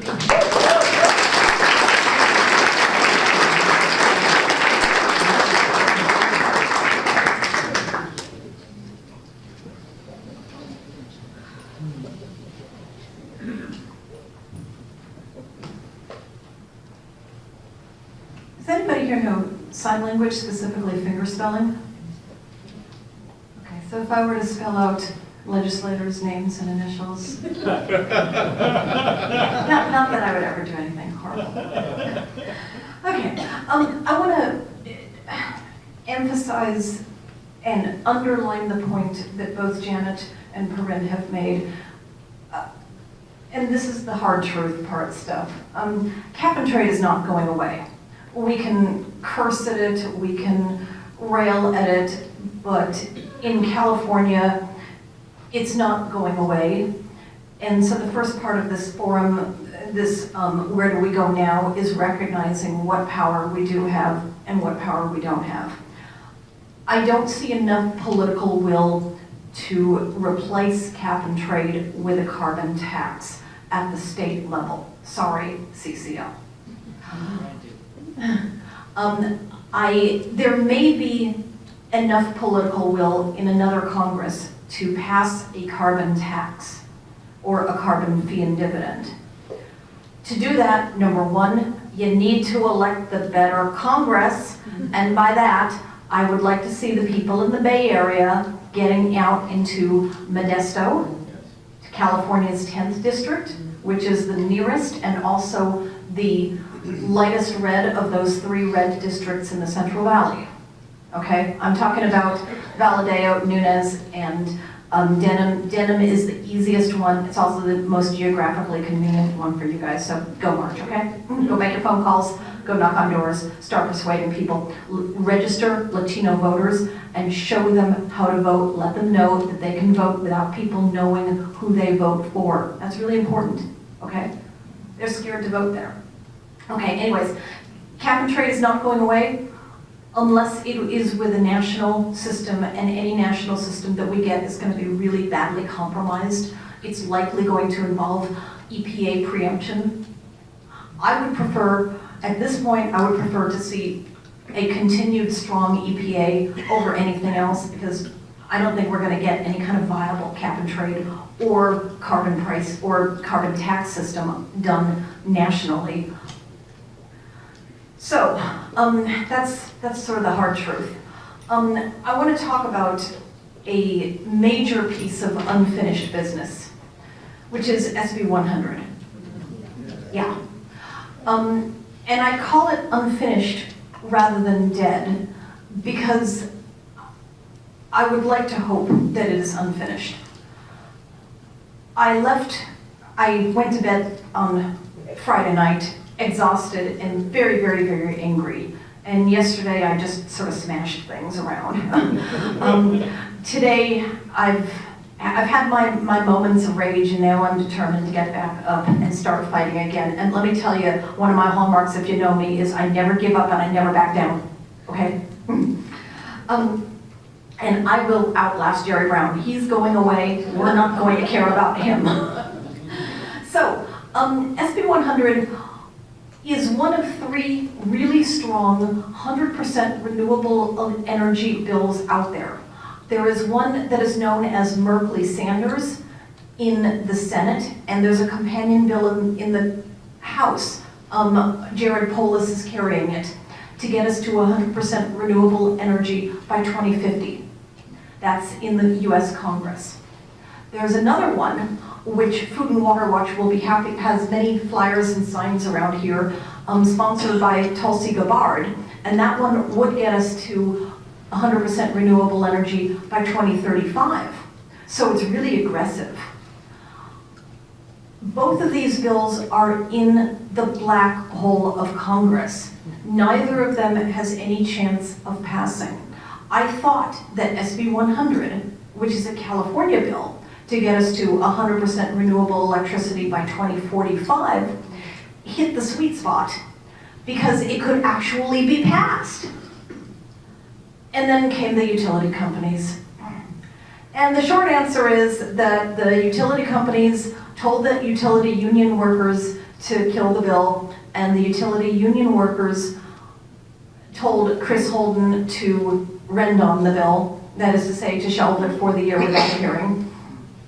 And Chris Holden did so. Chris Holden is chair of the Assembly Utilities and Energy Committee. I tried to deliver a petition to his office in Pasadena on Thursday. I was stopped by 3 highway patrol officers.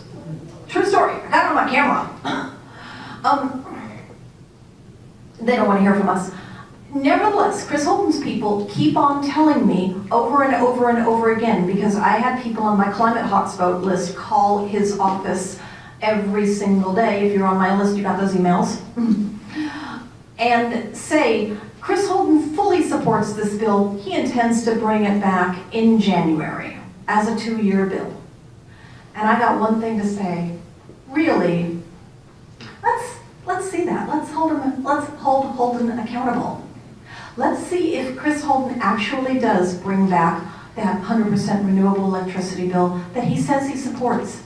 And if he does, will it be weakened, will it be watered down, or will it be the same bill that he says he supports?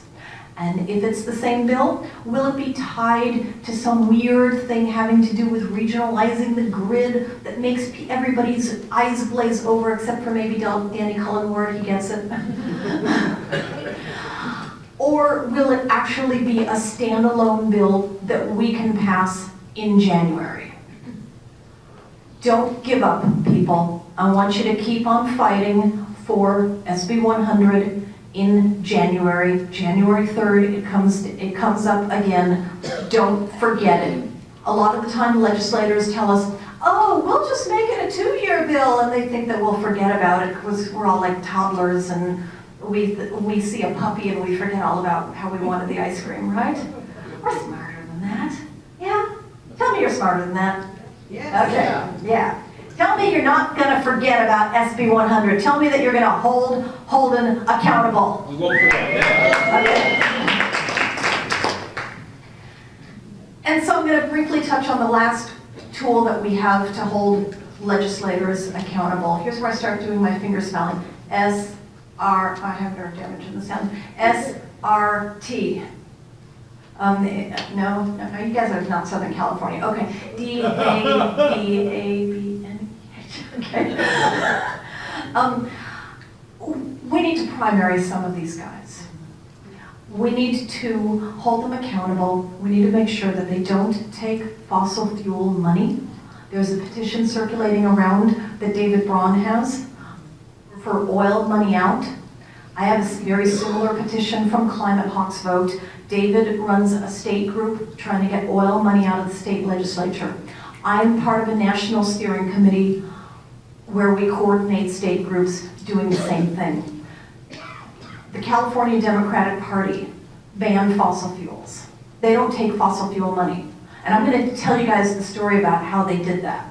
Okay, but first, you might want to settle in and get really comfy because it's a really long story, especially you. Yeah? Y'all ready for this? Okay. I asked. That's all. Yeah. I asked them to stop taking fossil fuel money and stop taking money from Chevron, and they said, oh, okay. And that was it. That's all. That's the end. That wasn't so bad, was it? Okay. We need to do that with every individual legislator, though. Antonio Villaraigosa, running for governor, will not sign my pledge not to take oil money. John Chung signed.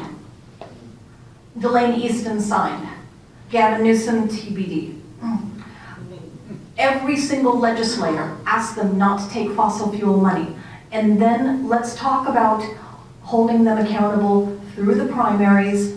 And here I want people to be very specific. I do believe in targeted, effective primaries. I do not believe in declaring that every single legislator who voted for AB 398, even though it sucked egg, even though it was horrible, they all have to be primaried. We can't do that. We don't have that kind of power. What we do need to do is pick one or two and hold them accountable. And so I'm asking you to please say, when I say oil money out, can you say people power in? Yeah. Oil money out? People power in. One more time, folks. Wait, yeah, oil money out. People power in. Okay, thank you.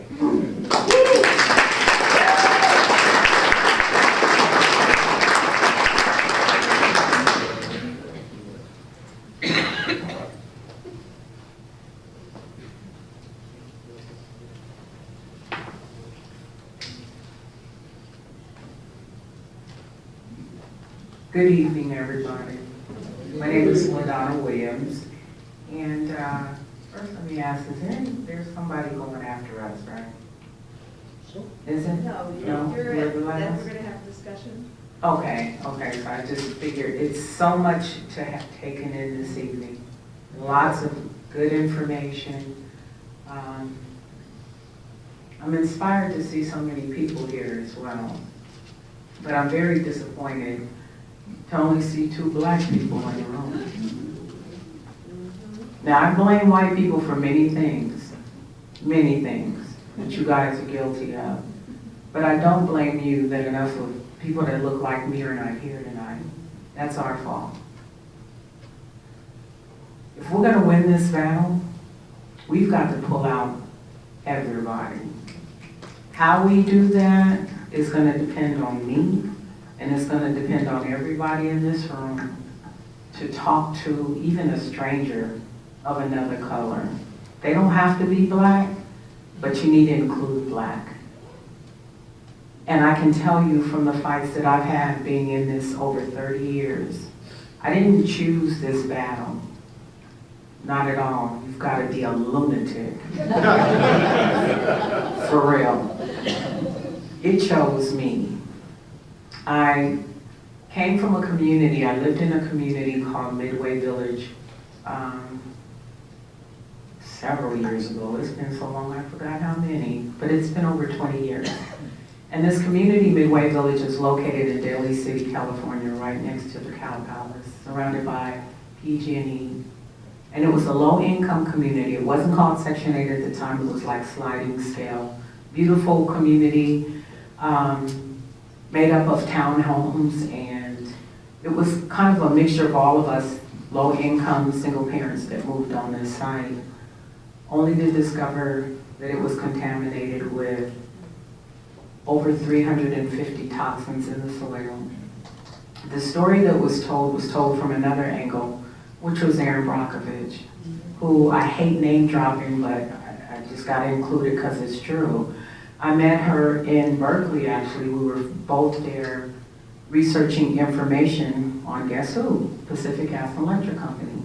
But they were searching, her and attorney Ed Masry, I believe his name, who passed away, but they were researching information about Hinckley, what they were being exposed to, while we were researching information about our community, where I had actually moved away and moved to Vallejo, and got a phone call one day to say, hey, didn't you live in Vallejo? There's some men in bubble suits look like they've come from planet something with all these bubble things in there, all geared up.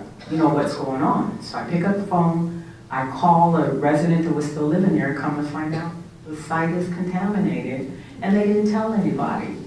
So we, being regular people, didn't know nothing about EPA, Cal EPA, State EPA, Water Board, Air District, knew none of that. We just start searching around. We say, hey, wait a minute, there's something called Environmental Protection Agency. Let's call them. You know, they'll know what to do.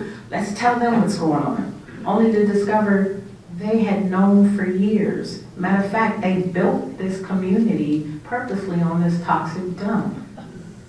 In the meantime, I look around and realize when the ambulance is coming to and from my home for my oldest daughter, taking her to the hospital, she was only about maybe 3 years old, going back and forth to the hospital with seizures. My neighbors, I realized, wait a minute, I'm hearing the other ambulance, other neighbors are being rushed to the hospital. Anyway, make a long story short, site contaminated, elected officials knew, agencies knew, the residents didn't know. And then when we did and we tried to organize, being low income and of color, they ignored us.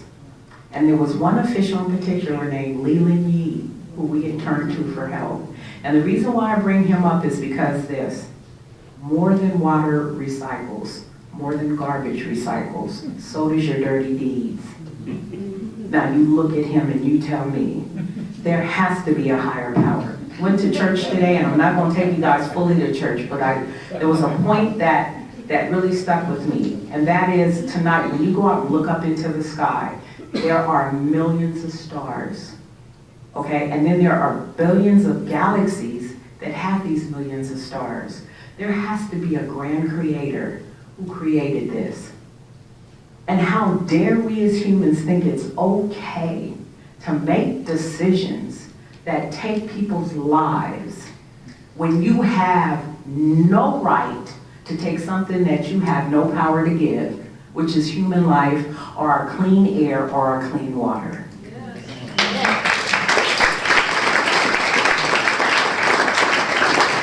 And he has allowed these officials to do this. I think of the battle that I had, that was Midway Village. Later on, we can talk a little bit more, but I bring it up to 2003 when I was dealing with West County Toxics Coalition, and we were at the table with Richmond and Chevron Refinery. And I remember when they were cutting the deal and we were at the table and they were talking about, hey, let's let Chevron expand its toxic storage at that time in exchange for community benefits. And everybody thought that was a good idea. And I'm looking like, okay, I'm not a scientist, I'm not an engineer, I'm just a self-made forced into this toxic expert. And common sense tells me you do not allow any expansion in exchange for any amount of money.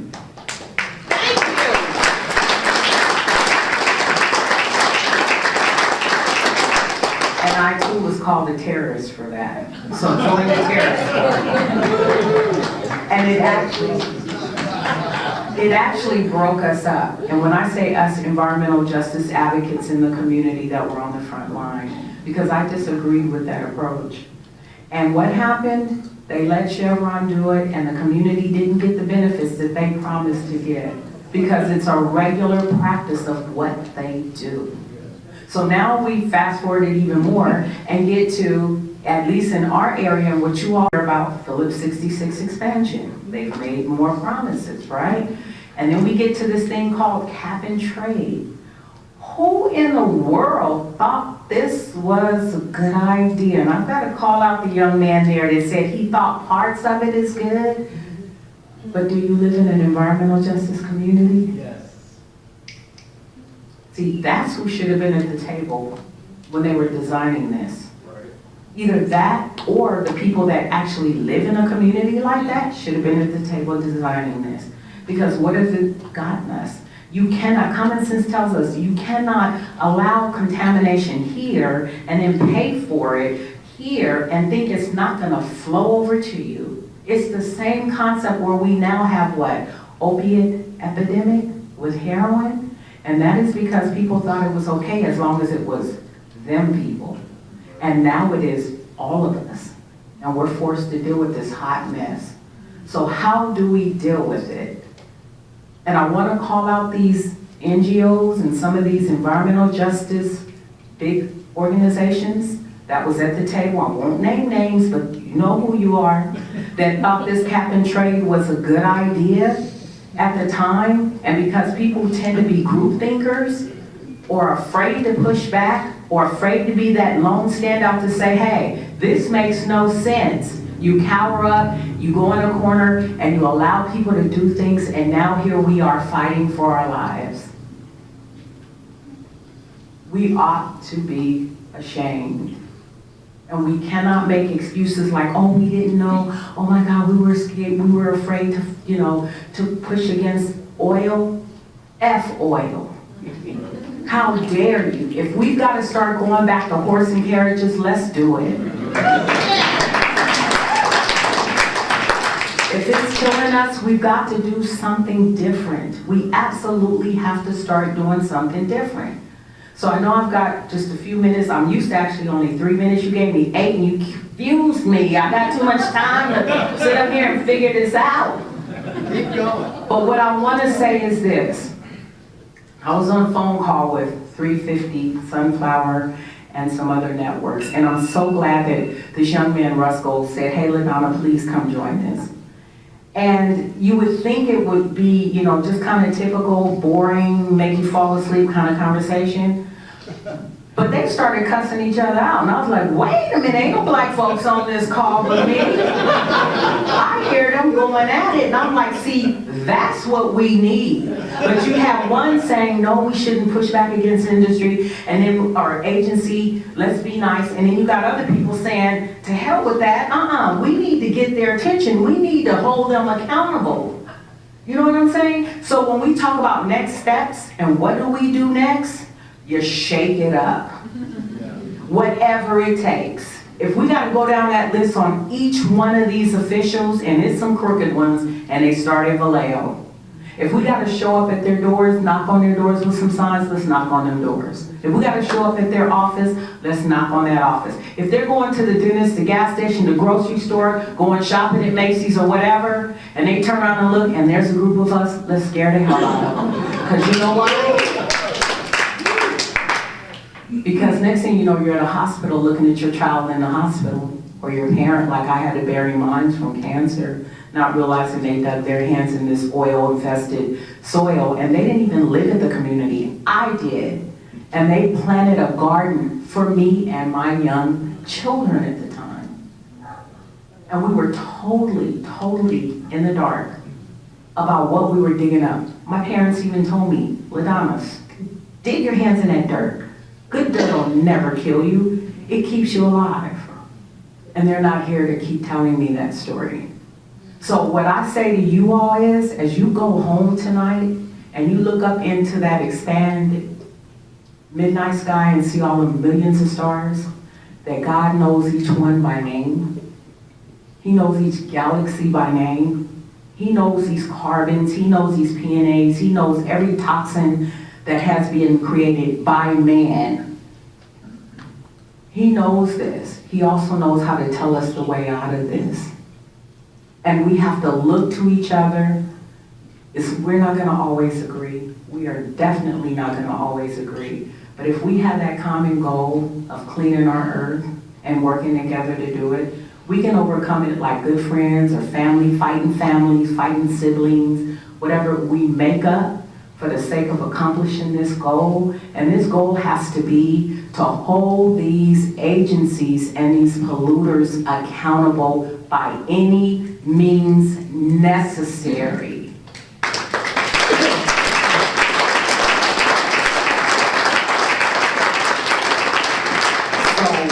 Writing nice letters and nice phone calls and how you doing, and yes, we do got friends in the agency, but we need to scare the hell out of them too, because you know what? A friend that will accept this is no friend of mine. Right. If you're willing to let my family go in the grave, or me for that matter, you are not my friend. You are also not my official representing me if you're taking money and you're looking the other way, because that's the other difficult conversations we don't want to have. That people view money over lives. And it's time for us. We all are in here. We had a town hall the other day, and we talked about healing and being warriors. And the difference to me is no different. That's why we're all here on a Sunday. We're supposed to be relaxing, kick back, preparing for the next day. But yet and still, whatever that spirit is that moved you to come here tonight, let's take that and build on it and move it further and move it harder. And I'm telling you, we can do it. Cap and trade is the I agree to disagree with my newfound friend here. But cap and trade is not here to stay. We can make it go away. But we got to visualize that, and it can happen, but it starts with a thought first, and then our actions will follow. So I'm here to do my part, and I hope that you all are too, and I'm committed to this, although I don't trust no official. The only one I do trust is God, but in the meantime, we've got to work with these crooked officials. And all of them that ain't crooked, I ain't calling you out, but the ones that are, you got to deal with me and all these folks who got my back. Thank you.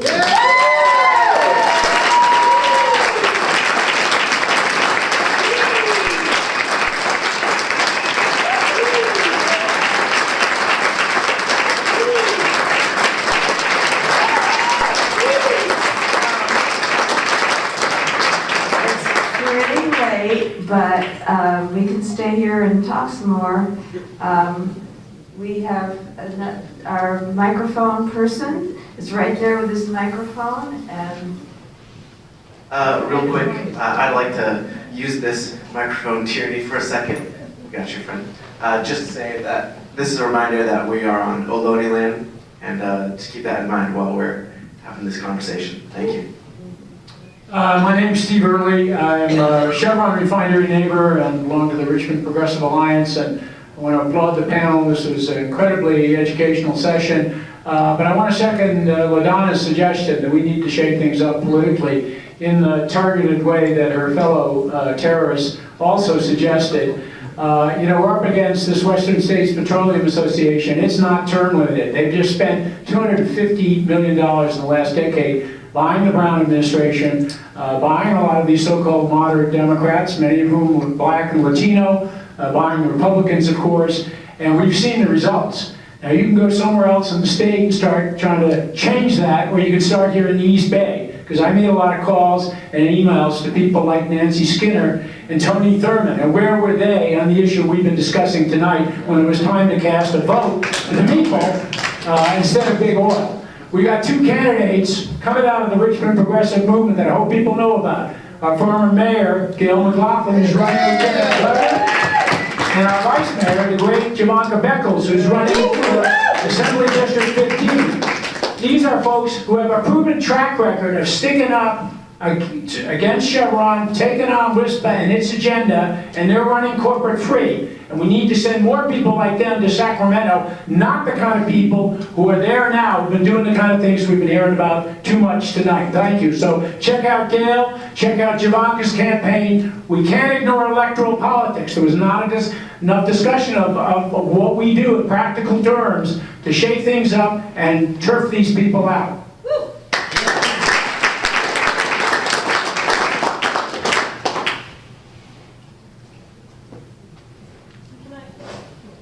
Can I add to that briefly? At the California Democratic Party and elsewhere, I've been circulating that pledge asking legislators to not take oil money. And I will say that both Javanka and Dan Kalb have signed that pledge. She has not been around the Democratic Party conventions. Hi, I'm heard a couple different things about next year's Jerry Brown conference in March in San Francisco. So I'm from San Francisco. I'd like to march and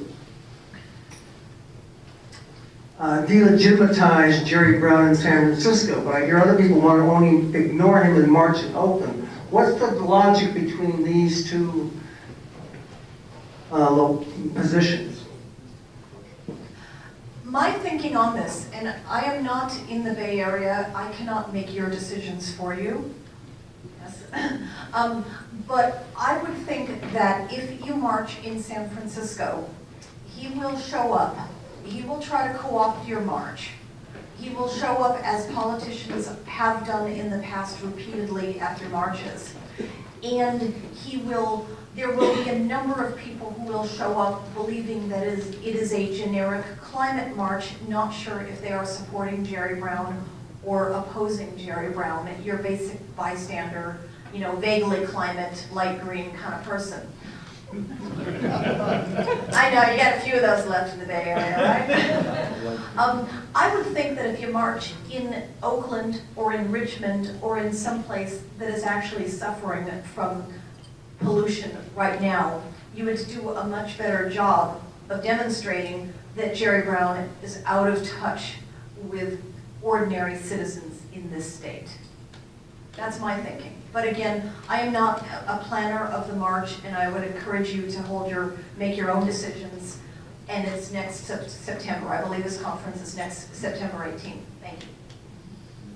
Hi, I'm Michael Exter. I'm with currently climate mobilization, more on the national level, but I also wanted to sort of put forward an idea that we should be talking about yes and no together. I think that often people gather in this room, I think many of them spend a long time in opposition to various kinds of politics, and we need to present a vision, a positive vision of where we're moving in terms of the way we live our lives. Because we're gonna have to change our lives very rapidly in order to face climate change. I mean, when you brought up horse and carriage, I mean, I don't think we need to go to horse and carriage, but but I think, for instance, why does California not have the world-class bike infrastructure? You have to ask yourself, why does it not have it? We have a perfect climate to be biking almost everywhere, at least and California is surprisingly urban, at least in terms of people live in cities. So we really need to be thinking, even in the valley, for instance, people are not living out in the farm fields. So it's something that has to do, I think, with the focus, among other things, of the climate movement to not on public investment. In other words, we can be politically pressing for public investment in these things. And I think a carbon tax or some kind of tax for this kind of infrastructure needs to happen. It's not the CCL form of tax, which is revenue neutral. We need to have, and that implies a politics of pressing your government officials to say, look, why don't you mandate kids can have to bike to be able to bike to school safely. So, and that's a regulation, and then you need public investment to support that regulation. So I think yes and no need to go together, and we need to present a positive vision for how we're going to live our lives in the very short near future, not 2050.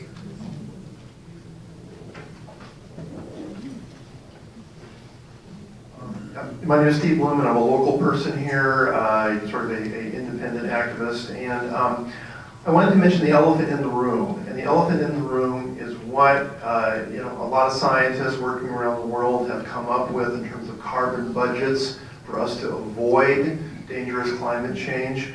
And what that work all points to is needing to be at net zero emissions globally by no later than 2050, probably more like 2045. And that's what we're up against. And if California is going to be leadership in that, then that means doing it sooner. And so if we stay on this track through 2030, we're screwed, frankly. There's a couple of California scientists at Scripps, V. Ramanathan, and who people may be familiar with, and a colleague of his that came out just a couple of days ago with a new paper, and they've introduced the terms catastrophic climate change and existential climate change, or a threat of existential climate change into the scientific lexicon. That's a first. And what they're saying is that they think there's about, anything like the track we're on now, there's about a 5% chance of catastrophic climate change by 2050. That means social collapse, folks, in a lot of places in the world. I mean, this is not fooling around. And so, it's great to lobby, but we need to bear that big picture in mind. And I'll just say very personally, and I'll put out some stuff in email in the next couple of days. I mean, I think what we should do is a statewide climate initiative. And bypass the legislature, bypass the governor, per what climate mobilization talks about. I mean, declare that climate emergency that I think most of us are aware that we're in. And, anyway, other details I won't talk about, but look for some info electronically on that, hopefully tomorrow or the day after the latest. Thanks.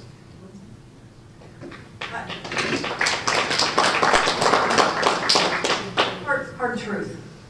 I generally advise people who make similar comments to have $108,025,000 handy. Yeah. $8 million to gather the signatures, $100 million to fight the oil companies, and $25 to drink yourself senseless with a bottle of tequila after you lose. Stretch that to 2050? In other words, I agree with what you're saying in principle, but I'm a problem solver, and I started an organization to build political will for the climate movement. I'm still building it. I'm trying to get people elected, and I'm not always succeeding. We won 8 out of our 10 races last year. We lost 2, and I'm really mad about those. I just want to see the plan for 2050 to avoid catastrophic climate. We're not going to avoid it. Then we should damn well be honest about that and figure out what to do in that context, right? Isn't that what we're doing? And the point being is we went through this nobody's mentioning this detail. Nobody's talking about adaptation. That is correct. All right, let's move on. Hi everybody, I'm Frank. I'm not part of the organization, but I appreciate being here. I appreciate everybody's input on this. One quick question: what is your organization called? Technically, I'm not in any organization right now, but one of them is all positive climate. All positive. Yeah, and I'm born to run with people for children's health. We can't hear you. Can I've worked with first generations out of Hunters Point. So I've just kind of been solo community advocate that works with various organizations and cities, but because I've worked both locally, nationally, and internationally, I've just been focused on our community in Vallejo right now, because as we're fighting the Phillips expansion, we're trying to prevent a cement plant from being built in Vallejo. So we're like fighting two monsters at the same time. So I haven't aligned with anyone in particular, but my goal is to stop the expansion and prevent the cement plant. So that was an actual question, but So if you wanted my information, I can share it with you, but we can work on issues if you're new to this. So yeah, this is ramping up into existential climate crisis, and I've got enough existential problems as it is. And so, you had mentioned the horse and carriage, and I often wonder just how radical the change needs to be that needs to be done. And if we don't make that radical change, somebody else is going to make it for us, and that historically has not worked out well for human beings. And I'm wondering if anybody can share kind of like just some sources. From my own knowledge, I know from hearing on KPFA there's a book by Paul Hawken, which is called Drawdown. I haven't read this yet, but it's supposed to be a good summary of, all the technical things like practical things that people can start changing in their own lives. And I'm wondering if there's any other things aside from the political things that we can do that humans can start taking in their daily lives, like on a smaller scale. Anybody want to talk about that? So my name is Linda Hutchins-Knowles. I'm with Mothers Out Front. We're a nationalist group of mothers and others opposing global climate for all children and future generations. I just came to this event after spending 2.5 days in a training with Leading Action Network. Marshall Gantz has inspired this group, and I just want to lift this up that to get to the scale of action that we need, we have to mobilize more people. And yes, we can work on strategies and influencing elected officials, but we have to get more people to care about this issue. So I would just encourage everybody here to do what you can, not to be a lone wolf mobilizer, but to build your power, get trained, learn the snowflake model, build teams, and those teams reach other teams. We have to scale this so we reach more people who are in this room who are just overflowing. So see me afterwards if you want to know more about it. And can I add just a little bit, because I don't want this young man to leave and feel like his question wasn't answered. We need to, first of all, I want you to think about hearing what you've heard. And you don't have to do it now, but to when you go home, kind of think about what can I do? What little steps can I do?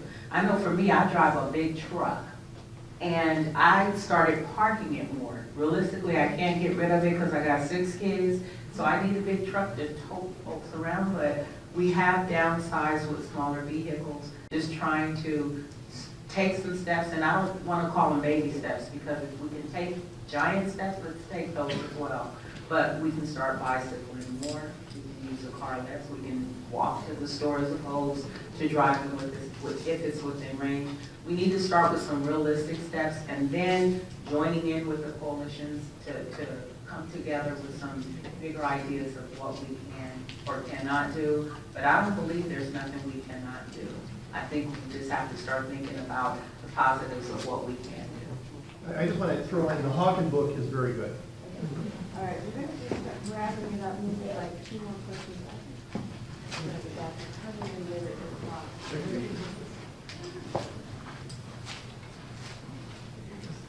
Create demand. Just create demand. Ask the businesses. Go to the car dealerships and say, where's your electric car? I want an electric car. Create demand. Create energy, create demand. Go through the use a bit of the capitalist system if we can.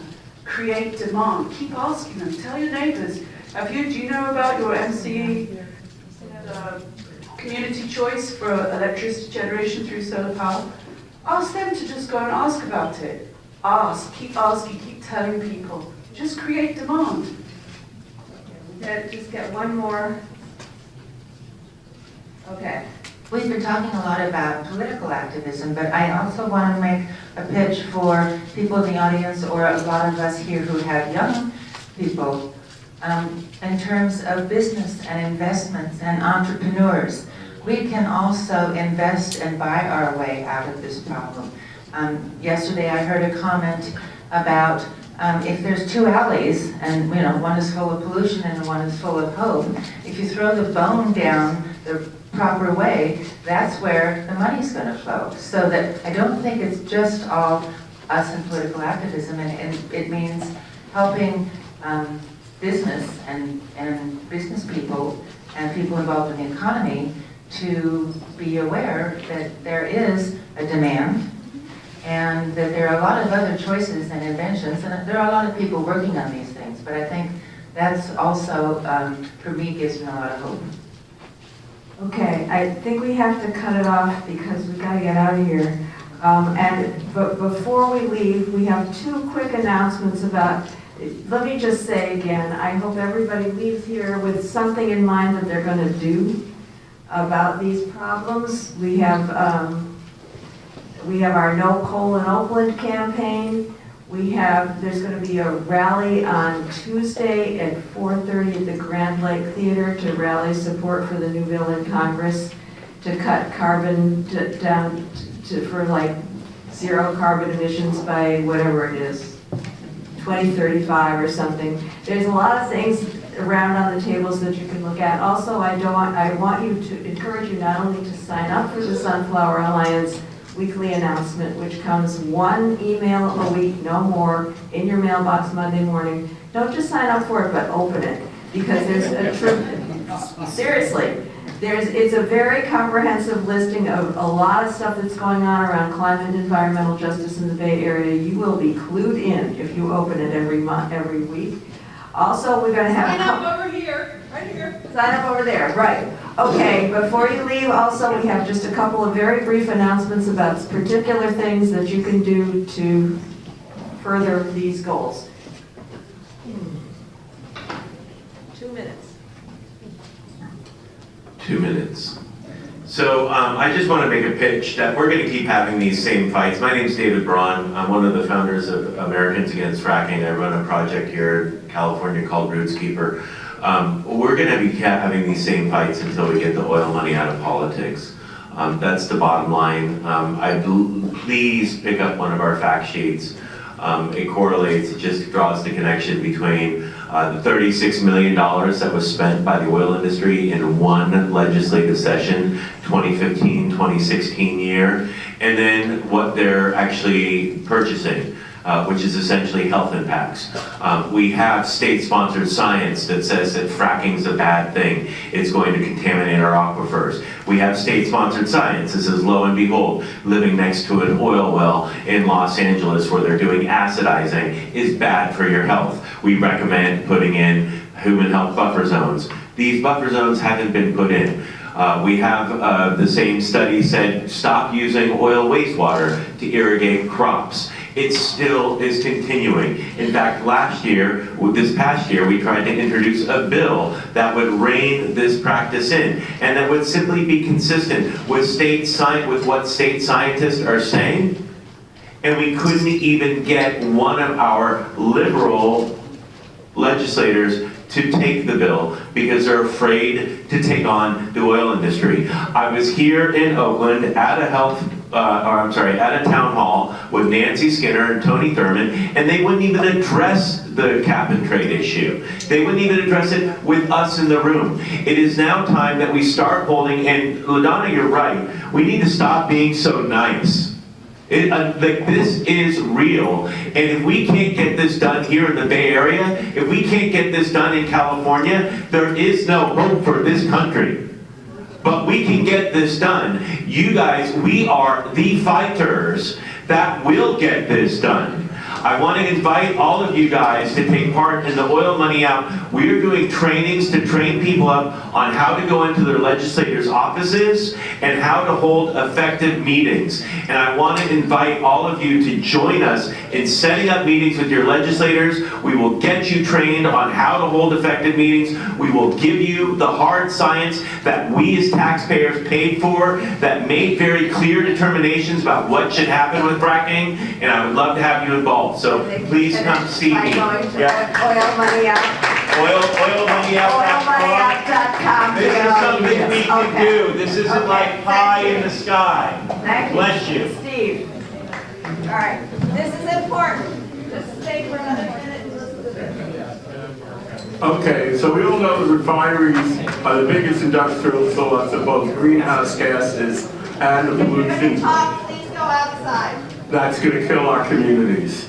If the projects like LaDonna was talking about, Phillips 66, go ahead. That's the next generation of even dirtier tar sands from Canada that's going to increase the greenhouse gases and increase the pollution unless we put a cap on the emissions.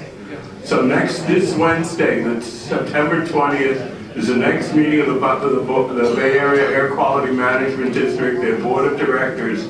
They think they've disappeared the caps from the agenda. They think they can ignore us. So we're going to be there, 9:30, 375 Beale Street, about a 5-10 minute walk from the Embarcadero Bar. We're going to be there to tell them we are not going away. Caps are still on the agenda, and it's their responsibility as our elected representatives to put those caps through the process, and we're not going away until that's done. So if you can be there, that's the hard thing. You know, one of the things they rely on is they never hold these meetings at a time when working people can get there.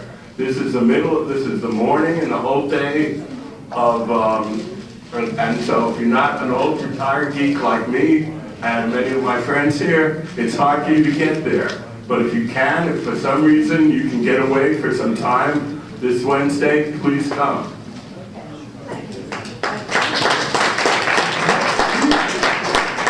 There's a yellow flyer over at that table with a list of the Bay Area Air Quality Management District board members and what they represent, so you can find out who yours is and email them. Okay, thanks for coming. Good night. Well, it's on